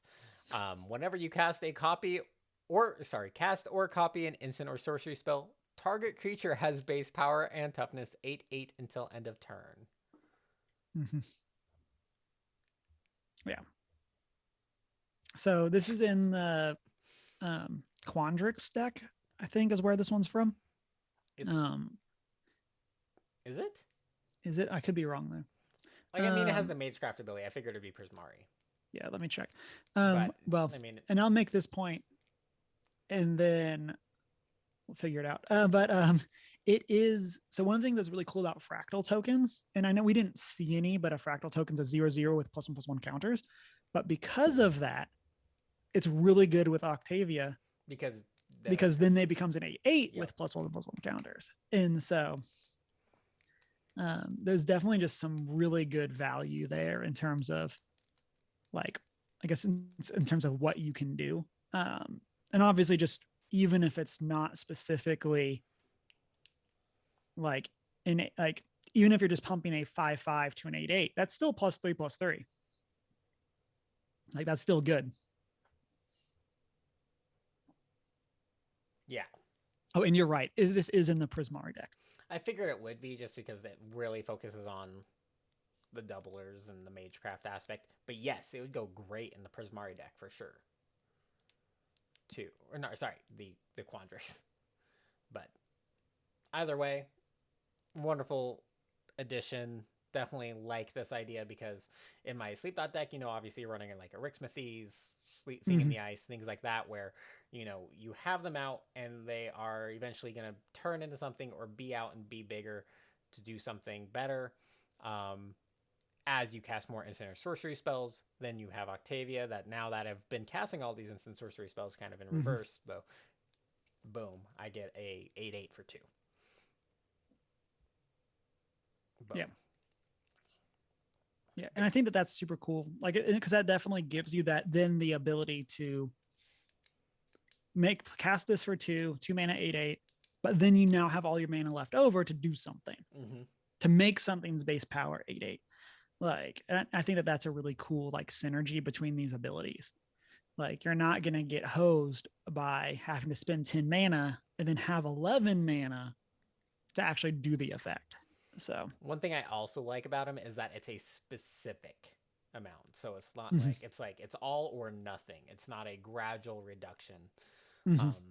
Because I think that would be too good if it's a gradual reduction. It's just either you're paying your 10 or you're paying your 2. Yeah. Pick. I agree. And I like that a lot more for legendary creatures. It's less good, but I like it. Yeah. because that means that you can't get around the commander tax with this if this is your commander. So like it's always going to be 8 cheaper. So if you have those 8 instant sorceries, so you can cast it for 2, but then it's 4 the next time, 6 the next time. Yeah. And so I do like that a lot, that it doesn't just straight up like infinitely be a 2 mana 8/8. Yes. Yeah. It's a fun card for sure, and I like it. But also, yeah, it's not crazy enough or like does anything. It's not going to be one that you necessarily run as your commander. Again, you talked about this with one of the other cards. Was it Essex? You talked about that of like, yes, it was Essex, where like there's like the surprise value off of this card is super good if this isn't your commander. When you're not telegraphing this is what you're like, that you're going to play an 8/8 for 2 this turn. When you're not telegraphing that, like this card is an awesome surprise again, because you can cast it for 2, then do the Magecraft. And so there's just so much value there. It's like, or sometimes you might even be like, I have 7. I'm gonna cast a spell and then play this 8/8 for 2. Yes. Like, what just happened? Big turns. Yeah, big turns. Yeah, this is that's the type of stuff that I really like in Commander. Yeah, I think that I really like this card too. Mm-hmm. It's less my play style, but again, I intend to get blown out by this card, and I tend to be excited about it. It's like I can't be mad about the 8/8 that just came in out of nowhere. Yeah. Play that graveyard hate. For 2. Yep.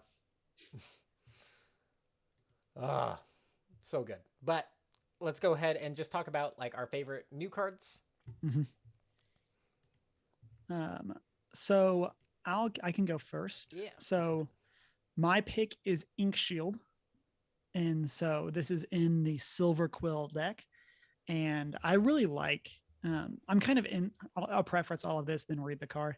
I'm in the camp that a lot of more people should be playing ways to prevent combat damage, including me. I say, because as I don't think I have any of the fog effects in any of my decks. But Spider Fog from one of the previous commander sets, where you prevent all damage dealt by non-spiders, then you create a bunch of spiders to block with, like, is a surprisingly expensive card. And Varath in chat says Ink Shield's art is rad, and yes, it is. I love this art. But Ink Shield is 3 white black, so it is expensive for an instant. But it says prevent all combat damage that would be dealt to you this turn. For each 1 damage prevented this way, create a 2/1 white and black Inkling creature token with flying. So this does a lot of stuff that I love. 1, it only protects me. So like somebody else can still get knocked out. I don't care about them. But then for each 1 damage prevented, you get the 2/1.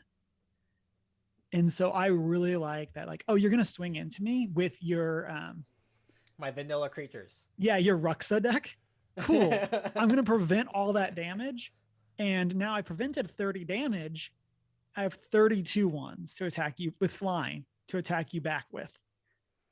And so I really strong like effects need to have higher CMC. I mean,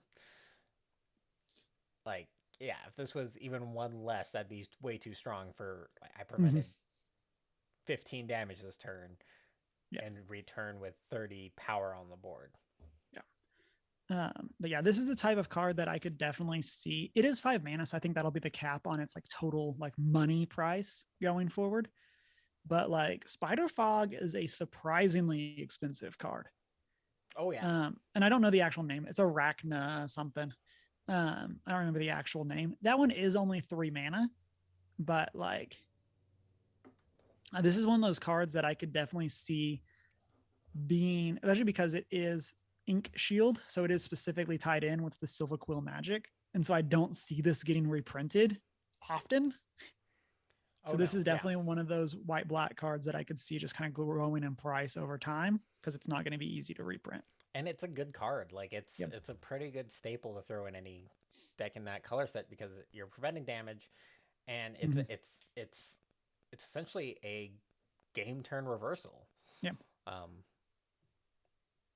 Really good effect. I didn't pick anything like necessarily crazy, but I just really like this equipment. Battle Mage's Bracers, 2 in a red for uh, equipped creature has haste. So, okay. Haste enabler, but whenever an ability of equipped creature is activated, if it isn't a mana ability, you may pay 1. If you do, copy that ability. You may choose new targets for the copy.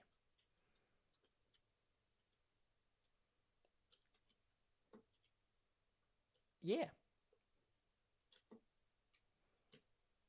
Copying abilities. Yeah, Activated abilities, we should say. I think it'd like it better if it was like triggered, equip it to Ilharg or something, but but still, either way, like if you're running a red deck that has fun activated abilities, start copying Cranko, them. cough, cough, Cranko. Yeah. Anything like that. I mean, you can do this to Orgir, so you can start recurring a ton of artifacts.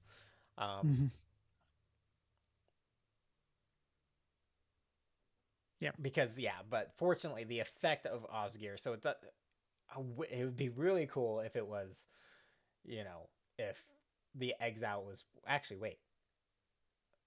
The exile is part of the cost for Osgir, so you would get 4 double copies. tokens, but you couldn't create a copy of something else. Right. In that case, since the exile is part of the cost. Right.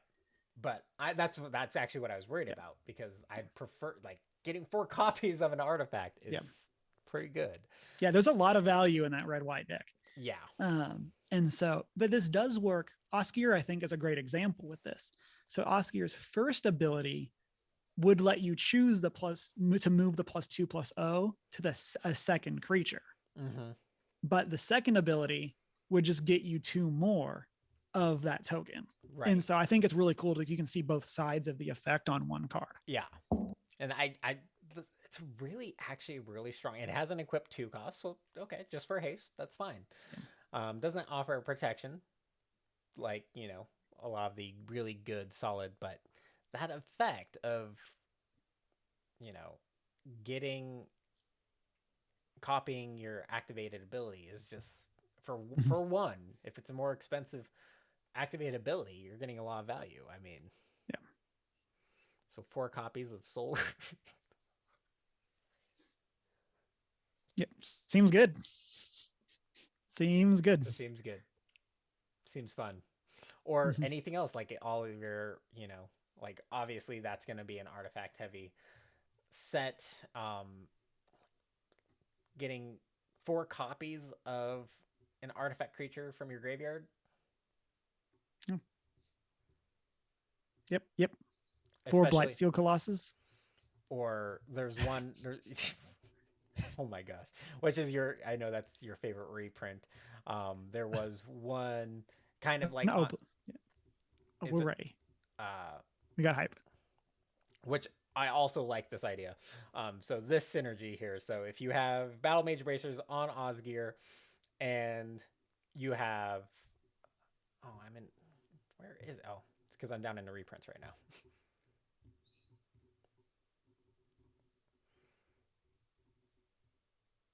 Triplicate Titan.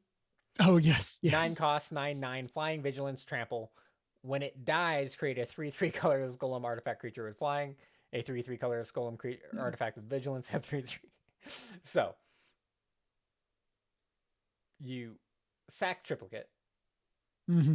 Give something +2/+0. Give something +2/+0. And then you get your 3. You get 3 3/3s with separate abilities.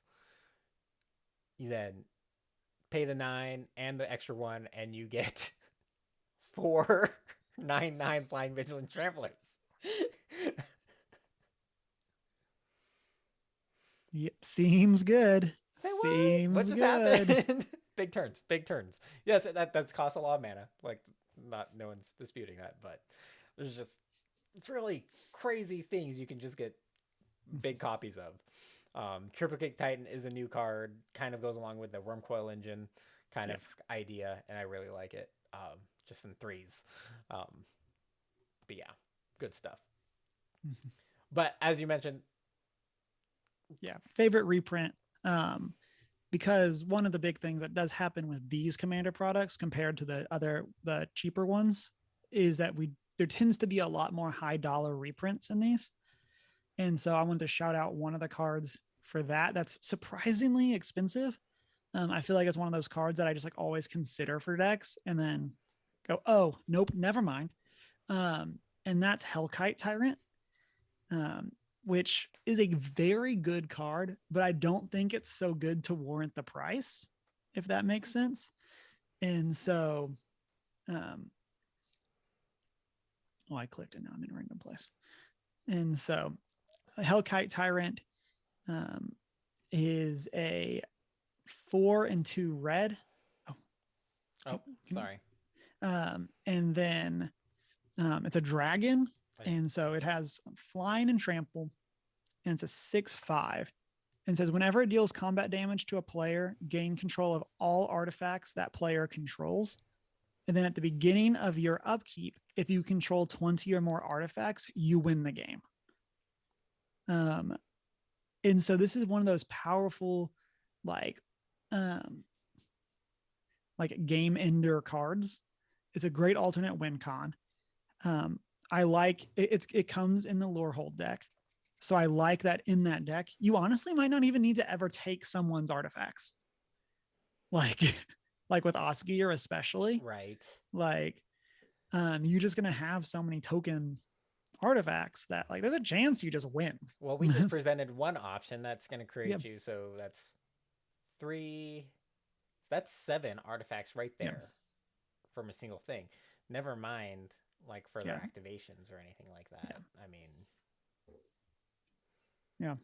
then you can sack your 3 triplicates or your 4 triplicates. How many is that then? So 3. So that's 12 more. Plus 12. So you lose 4. So you're gaining 8 there. Because you're losing the 12. 4. You already have 3. So you have a total of 15. Yeah. 15 artifacts in a single turn. Yeah. That's a lot. And you do need to make it back to your upkeep with Helkite, which is one of the reasons I say that I feel like this card is good, but does not warrant the price. This was a $30 card. And I feel like it's one of those cards that will hold that value for a long time because treasures, because food, because clue. Like those Wizards just has been making so many of those artifact tokens that just like do a thing that like it just becomes so easy to just get those and then to have this in the deck as a possibility. In chat, Varoth made a really good point about Ink Shield, where it's the threat of the card is so high because it could be drawn. And I like Helkite not being super expensive because I think it's another one of the cards that kind of falls into that category where the threat of I could play Helkite, take all your artifacts if I have a way to give it haste in red, if only. And then if it can't be removed till the next upkeep, I just win the game. Yep. I just think the threat of that card is so high that I like it being in the format and being more accessible. Yeah. And so like currently we should mention, so yeah, it was in pricing guides currently, from Gatecrash, $25. Okay. I was thinking it was Ravnica, but I don't remember. Commander 2016 is $29. So with this being like new set, new release, currently it's down to $13 for the specific version. It's gonna only kind of go up until future reprintings. Just as a result, essentially, I mean, it's a $30, assuming a $30 value card. That's half the price of this deck. Yeah. And that. And again, this is where I like my alternate win cons to be. I have a Crater Hoof. I would play it in Hamza if I could, but it's definitely out of budget. I don't like Crater Hoof as that alternate win con in a lot of decks because it does just win on your turn. Helkite is less powerful because it gives your opponent time to answer it, which is where I like Commander to be. Yeah. And so I think that that's really, again, that's where I like the format. And again, not as powerful. I think Craterhoof is an objectively more powerful card in the decks that are going to run Craterhoof, but I like this style of effect for Helkite more. Right. Crater Hoof is just a big bomb. It's like, okay, Mm-hmm. GG. Okay. Yeah. Like a game's got to end. Like Right. it's one of those things that like I'm never gonna knock someone for playing Craterhoof to just end the game. Like congratulations, you cast an 8-mana spell that won the game. Um, like I'm definitely not in that boat. That I know some people are, but But also, I'm that's definitely just 1v1. Like, that's right. big advantage of is like in a pod game, you do that too early, you're Yep. just a target. Yep. By everyone else, because typically you're only going to be able to take out one opponent. Yeah. There are going to be situations where, yeah, you can take out the whole board, but. Yep. I mean, and even to use like or I guess it was now like 2 months ago, Great Commander Showdown, where like there's definitely times where like, okay, you could eliminate some players. Like I had an opportunity where I took out both Ryan and Jarrett, but like was living dangerously then with you. Yeah. And like Craterhoof kind of again fits that same criteria where it's like, well, you might take, and this goes again just ties in with the point you just made, kind of echoing that, where it's like, cool, well now you've shown that you are the threat. Also, Ink Shield, gotcha. Oh. Oh, you paid 8 mana. Here's Yeah, my here's 5. here's my 5 mana create 52 2/1s with flying. Thank you. It's Crack been that. fun. And again, yeah. But yeah, so I love Helkite Tyrant. But that's Hopefully, also what's nice about like Ink Shield can be a win con against an aggressive right. against an all out like that. But ultimately, like it's not like, but it's so situational. You're relying on your opponent to make that attack. Make a big combat swing. Yeah. Otherwise, it can be mediocre. Yeah. Because if you're getting less than 5/2/1s, I mean, I would pay 5 mana to create 5/2/1 flyers. Yeah, I mean 5 for 10 power on the board, but not based on my opponent's decision making. And I think that's what makes Ink Shield so good and so interesting as a card in the format. But yeah, okay, yeah, it always gets dealt with. I have yet to see it actually succeed. Mm-hmm. Yeah, I guess maybe getting to that 20. Like I've never I think that's the hardest part. Right. Is consistently having those 20. But I've also played in a lot of metas where other players aren't playing a ton of artifacts, so it's like, yeah, I stole 3 artifacts from them. Yeah, which is, again, I like for Helkite Tyrant because it's value. Mm-hmm. Like even if you never win with it, the threat of winning with it is super powerful. But like, I mean, I feel like if I attack someone with Helkite and I take their Soul Ring and their Arcane Signet, I'm happy with that. Yeah. Like I'm not as happy as I would be getting the 20 artifacts, of course, but like I'm happy to take your mana rocks. Like, or even like I attack someone, they have a bunch of treasures because they're playing Prismari, the dragon Prismari. Like, okay, well, you sack all your treasures, cool. And there's other answers too, like recurring factors for Helkite, so like Homeward Path. Yep. Hold that up right before their turn. They have 20. Not anymore. I got all my artifacts back. Kind of situations. If it's based on stolen artifacts or anything like that, there's good answers. But yeah, it's still a big threat. Yeah, it's a good card. It's not crazy expensive. 6/5. It has trample, so you can typically definitely. You will hit them for combat. You will hit like the odds of not doing that, where they have 6 toughness of flyers, like or reach. Yeah, it's not likely. For my favorite reprint card, I did pick Al Hammerit's Archive. Again, this is a card that I love this card. Yeah, it's an inconvenient card at times, depending on the deck you're up against. But again, this is a card that has been higher up. It's a $16 Magic Origins card, with $8 from the set. So I mean, still good value for the set it's in. But legendary 5 cost legend, which pretty much only commander can afford a 5 cost artifact. If you would gain life, you gain twice that much life.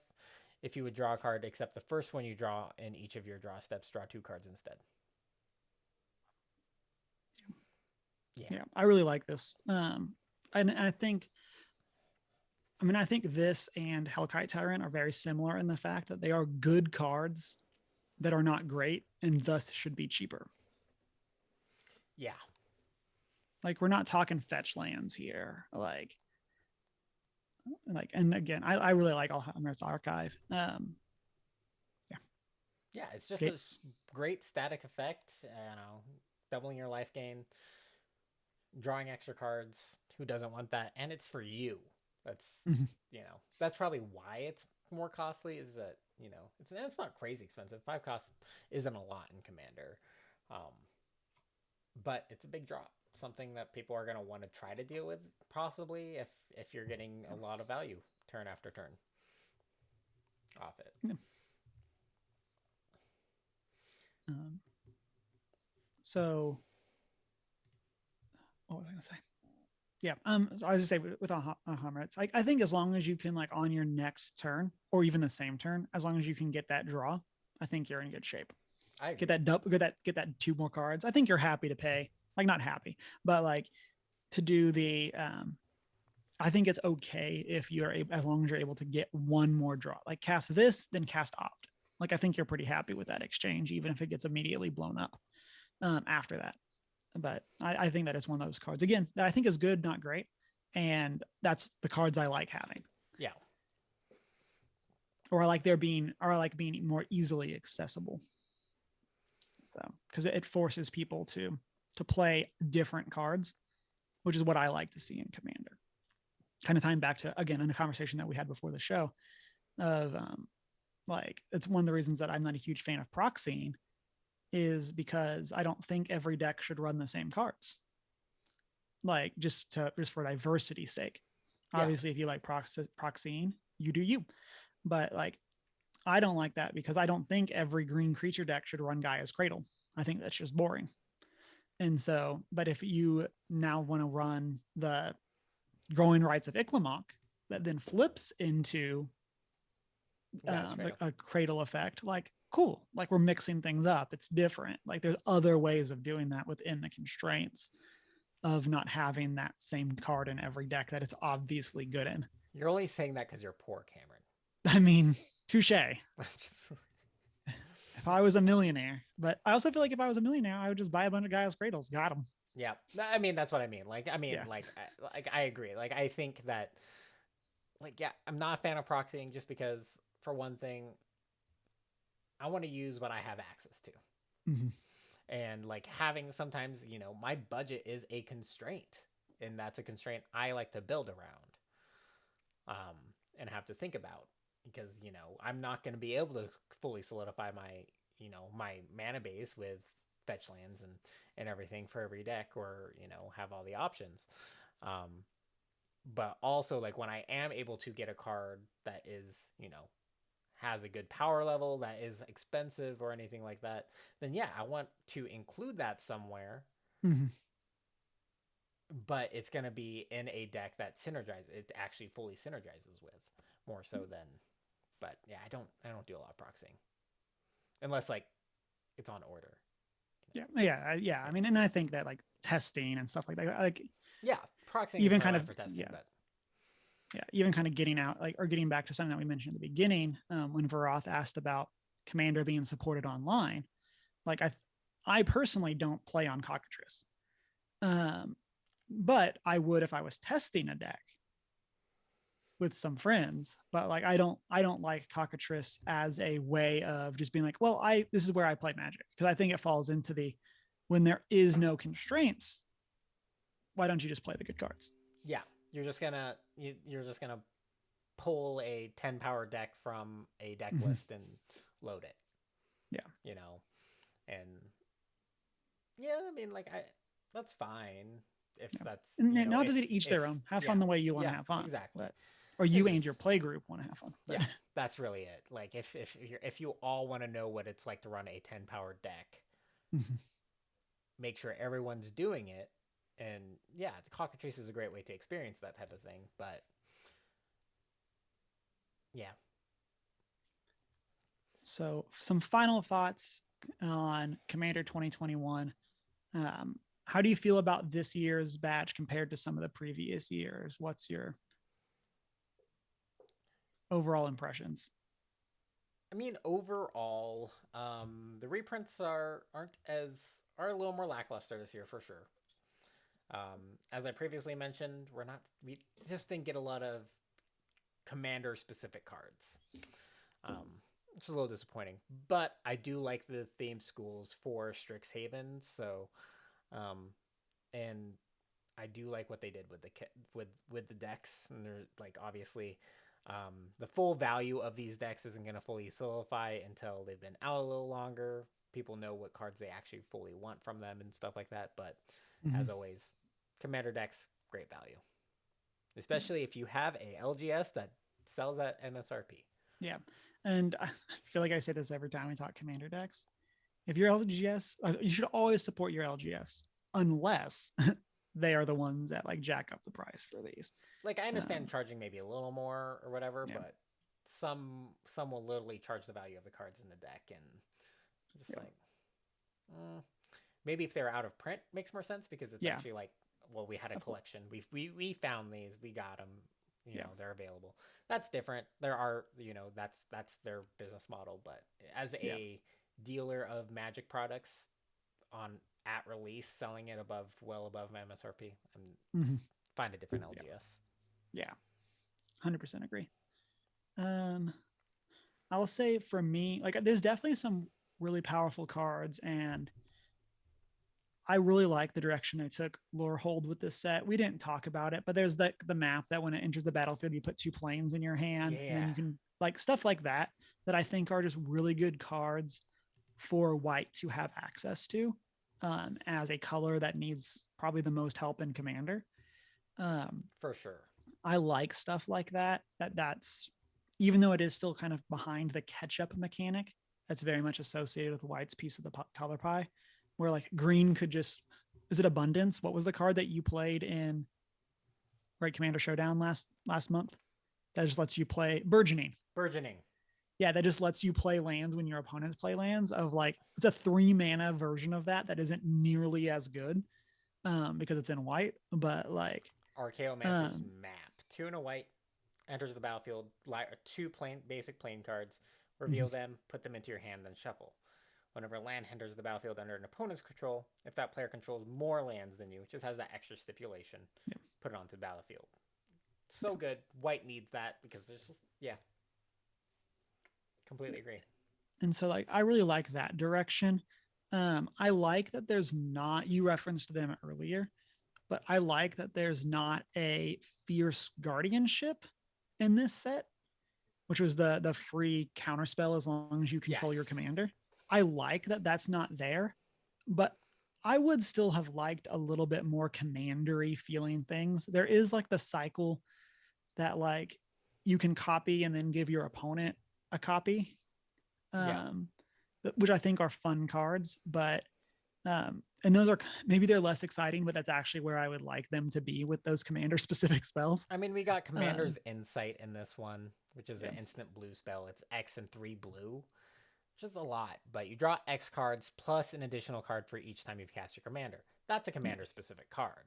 That's what I'm looking for. But it's not like they did a run of these in this one, is what I mean, I guess. Yeah, I completely agree. And and demonstrate crazy. Is the other mechanic I was thinking of. Oh yeah, that's the copy. Like whenever you you cast a spell, then you could make a copy of it, but you also have to give an opponent a copy. Yes. And so I really like those, and I like that again. I like that none of them are remotely as good as Fierce Guardianship. Right. Or swatting. Yeah, deflecting swat. Yeah. Yeah, I like that there's none of that power level. And overall, like I'll definitely say this is not one of my favorite years, but I probably and I don't know if I would like this as much as the Ikoria lists, just kind of per our conversation at the beginning.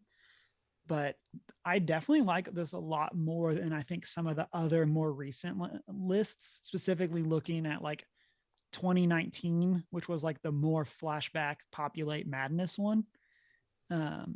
Like I think that that was probably one of my least favorite years. And then even 2018, which had the artifact list that Brutaclad came from, Yep. but then also had like that was like the also the Planeswalker commanders that gave like Lord Windgrace, Amanatu, whatever the enchantment one. I think that this one would to me is close to that 2018 list, just in terms of like what I like about it. But and so I think it's a good, not great year, and I think that that's good. Give us some of those high value reprints that aren't like bananas powerful. Yeah. And that's always like the hard part for Wizards, I think, for sure, is Mhm. because they're trying to introduce some other cards that like to compete against the more, because as a legacy format, you have access to really powerful spells. So I think in those past ones with the, if you control your commander, cast this for free, um, was to compete with those higher end cards, but make it Mhm. commander specific so it didn't break other formats and things. Yeah. But I mean, no sing. That's what's also great about singleton 100 card format is no single card can really break the format, Yeah. which is nice. Um, in chat, Ross says, I miss being this into MTG lore. I think MTG spent too long being inaccessible. It's getting better though. And says, I do really enjoy listening to you two geek out about MTG. Thank you, Varoth. Happy to have you Awesome. here. Yeah. Thanks for joining us Um, today. and so this is one of the reasons, honestly, that we started podcasting as a whole was just that these were all conversations Chris and I would have. And then, and so it was kind of became one of those things of we really enjoy talking about this. And so it's doesn't tend to be like our most listened to episodes are MTG, but we really enjoy it. And so it's one of those that we're always happy to do. Um, and I do think that these, to Varoth's first point there, I think MTG is still inaccessible in certain ways, but I think that when it comes to Commander, Wizards has taken some really awesome steps the past couple of years to make Commander more accessible, So which is accessible. why I we've mean, seen, yeah, which is why we've seen Commander boom like crazy. yeah. I think they could still do more to make other formats like Modern more accessible. But I also don't think we're gonna like see fetch lands reprinted in a standard legal set anytime soon. So, Nope. But yeah, they've been um, doing a lot, and like, yeah, but I mean, that's the thing about Magic too, is that there are all these formats too, and the fact that they can emphasize one like Commander that is such a great starting point, like intro, because it's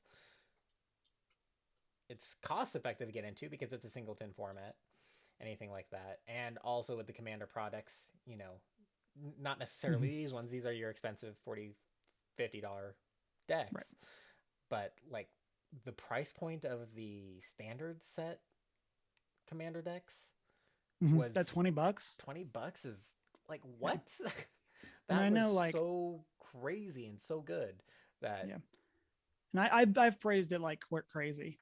yeah. Like that AC deck, which is the one that I got Deanna and like that she's been playing. And like also big shout out to my friend Steve who came over. We had our first 3-player game of Commander. And so but like that AC deck is just so good for $20. Like it's a great entry point into it. It's a deck I feel like you could like we have upgraded that deck with some of the other cards that I just had in my collection. But like Deanna's deck performed extremely well in that 3-player game, and like 95% of the cards she played were from the precons. Yeah. And it was like that precon is so good, and it's such an accessible way to get into MTG, um, but or to get into Commander. Caveat that, Yeah. and so which I mean, to our discussion here today, Commander I think is the best format in Magic, but Yeah. um, I mean, in general, I think most people would agree. I mean, anyone that does play commander, it's definitely because it is chill. It's something easier to pick up. Um and it's not like a tournament gameplay. It's, I mean, yeah, you can do events and stuff, and people do, I'm just that's not the primary purpose of it. Like standard is Yep. like constructed standard or things like that. So like Magic can be really daunting if you're looking at just starting in standard. It's hard because you're gonna show up, you're still like trying to learn, and you're just gonna feed someone else some wins, and it can be a little discouraging. Mhm. Whereas I've seen so many people enter with a precon, play in a pod, and end up winning because they're learning the game, but also like it's because you never know how the game's Mhm. going to go with a singleton format. You just don't know what's going to be drawn, what's going to happen, and anything like that. Yep, completely agree. And also, new players are the best at politicking. I don't know why. Yes. I will say that may have contributed some to our last game where it was like, um, I feel like I fell into the Deanna and Steve were both aware of how great Commander Showdown had gone. And like I had like one like really explosive turn and then got eliminated from the game. And so and even then it's not like Hamza's like crazy high power level, but it was really funny. Yeah, That Hamza's not crazy power, but like it can be explosive and yeah. just like Yeah, crazy powerful in terms of the like 10 out of 10 power scale powerful. Like it does generate a lot of value. yes. Value And is so so important. But if anyone, if you watch any other Commander podcast or anything, like we know that from Command Zone that value is powerful from watching Josh Lee Kwai. It's like all his decks are just straight value. It's just like I just want to generate as much value as possible, and then boom. But that is Commander 2021, guys. Listeners over on YouTube or honestly any social media, let us know what your favorite Commander 2021 card. What commander do you most want to run? What's your favorite new card? You can do that comment section. Reach out to us in Discord or over on our social media. Let us know what are you hyped about for this set. And we'll get this up on YouTube quickly, and people can of course find a podcast as a whole as One Geek 411 on social medias, that Discord server. You can join or send us an email at 1stgeek411@gmail.com. Check out the Redbubble store for merch, and you can watch live normal podcasts 6:45 Mountain Time on Monday nights, part of the post-show chat, and then you can find the videos of pretty much everything that we have eventually will be on YouTube. There's a handful of videos I have that are there that just I haven't published yet because I have been too lazy to trim them, but especially for like some of the gameplay streams. But everything should be on YouTube eventually. You can rate and subscribe wherever it is that you listen to podcasts. And then you can check out our show notes on our website, onegeek411.com. If you ever want to chat with us specifically, of course, we do have our personal social medias. Mine is Humar Whittill. And I'm not so foreign. And it's been great chatting Commander 2021 with you, Chris. Yeah. I always love talking Commander, though. Wash your hands, everyone. Love you.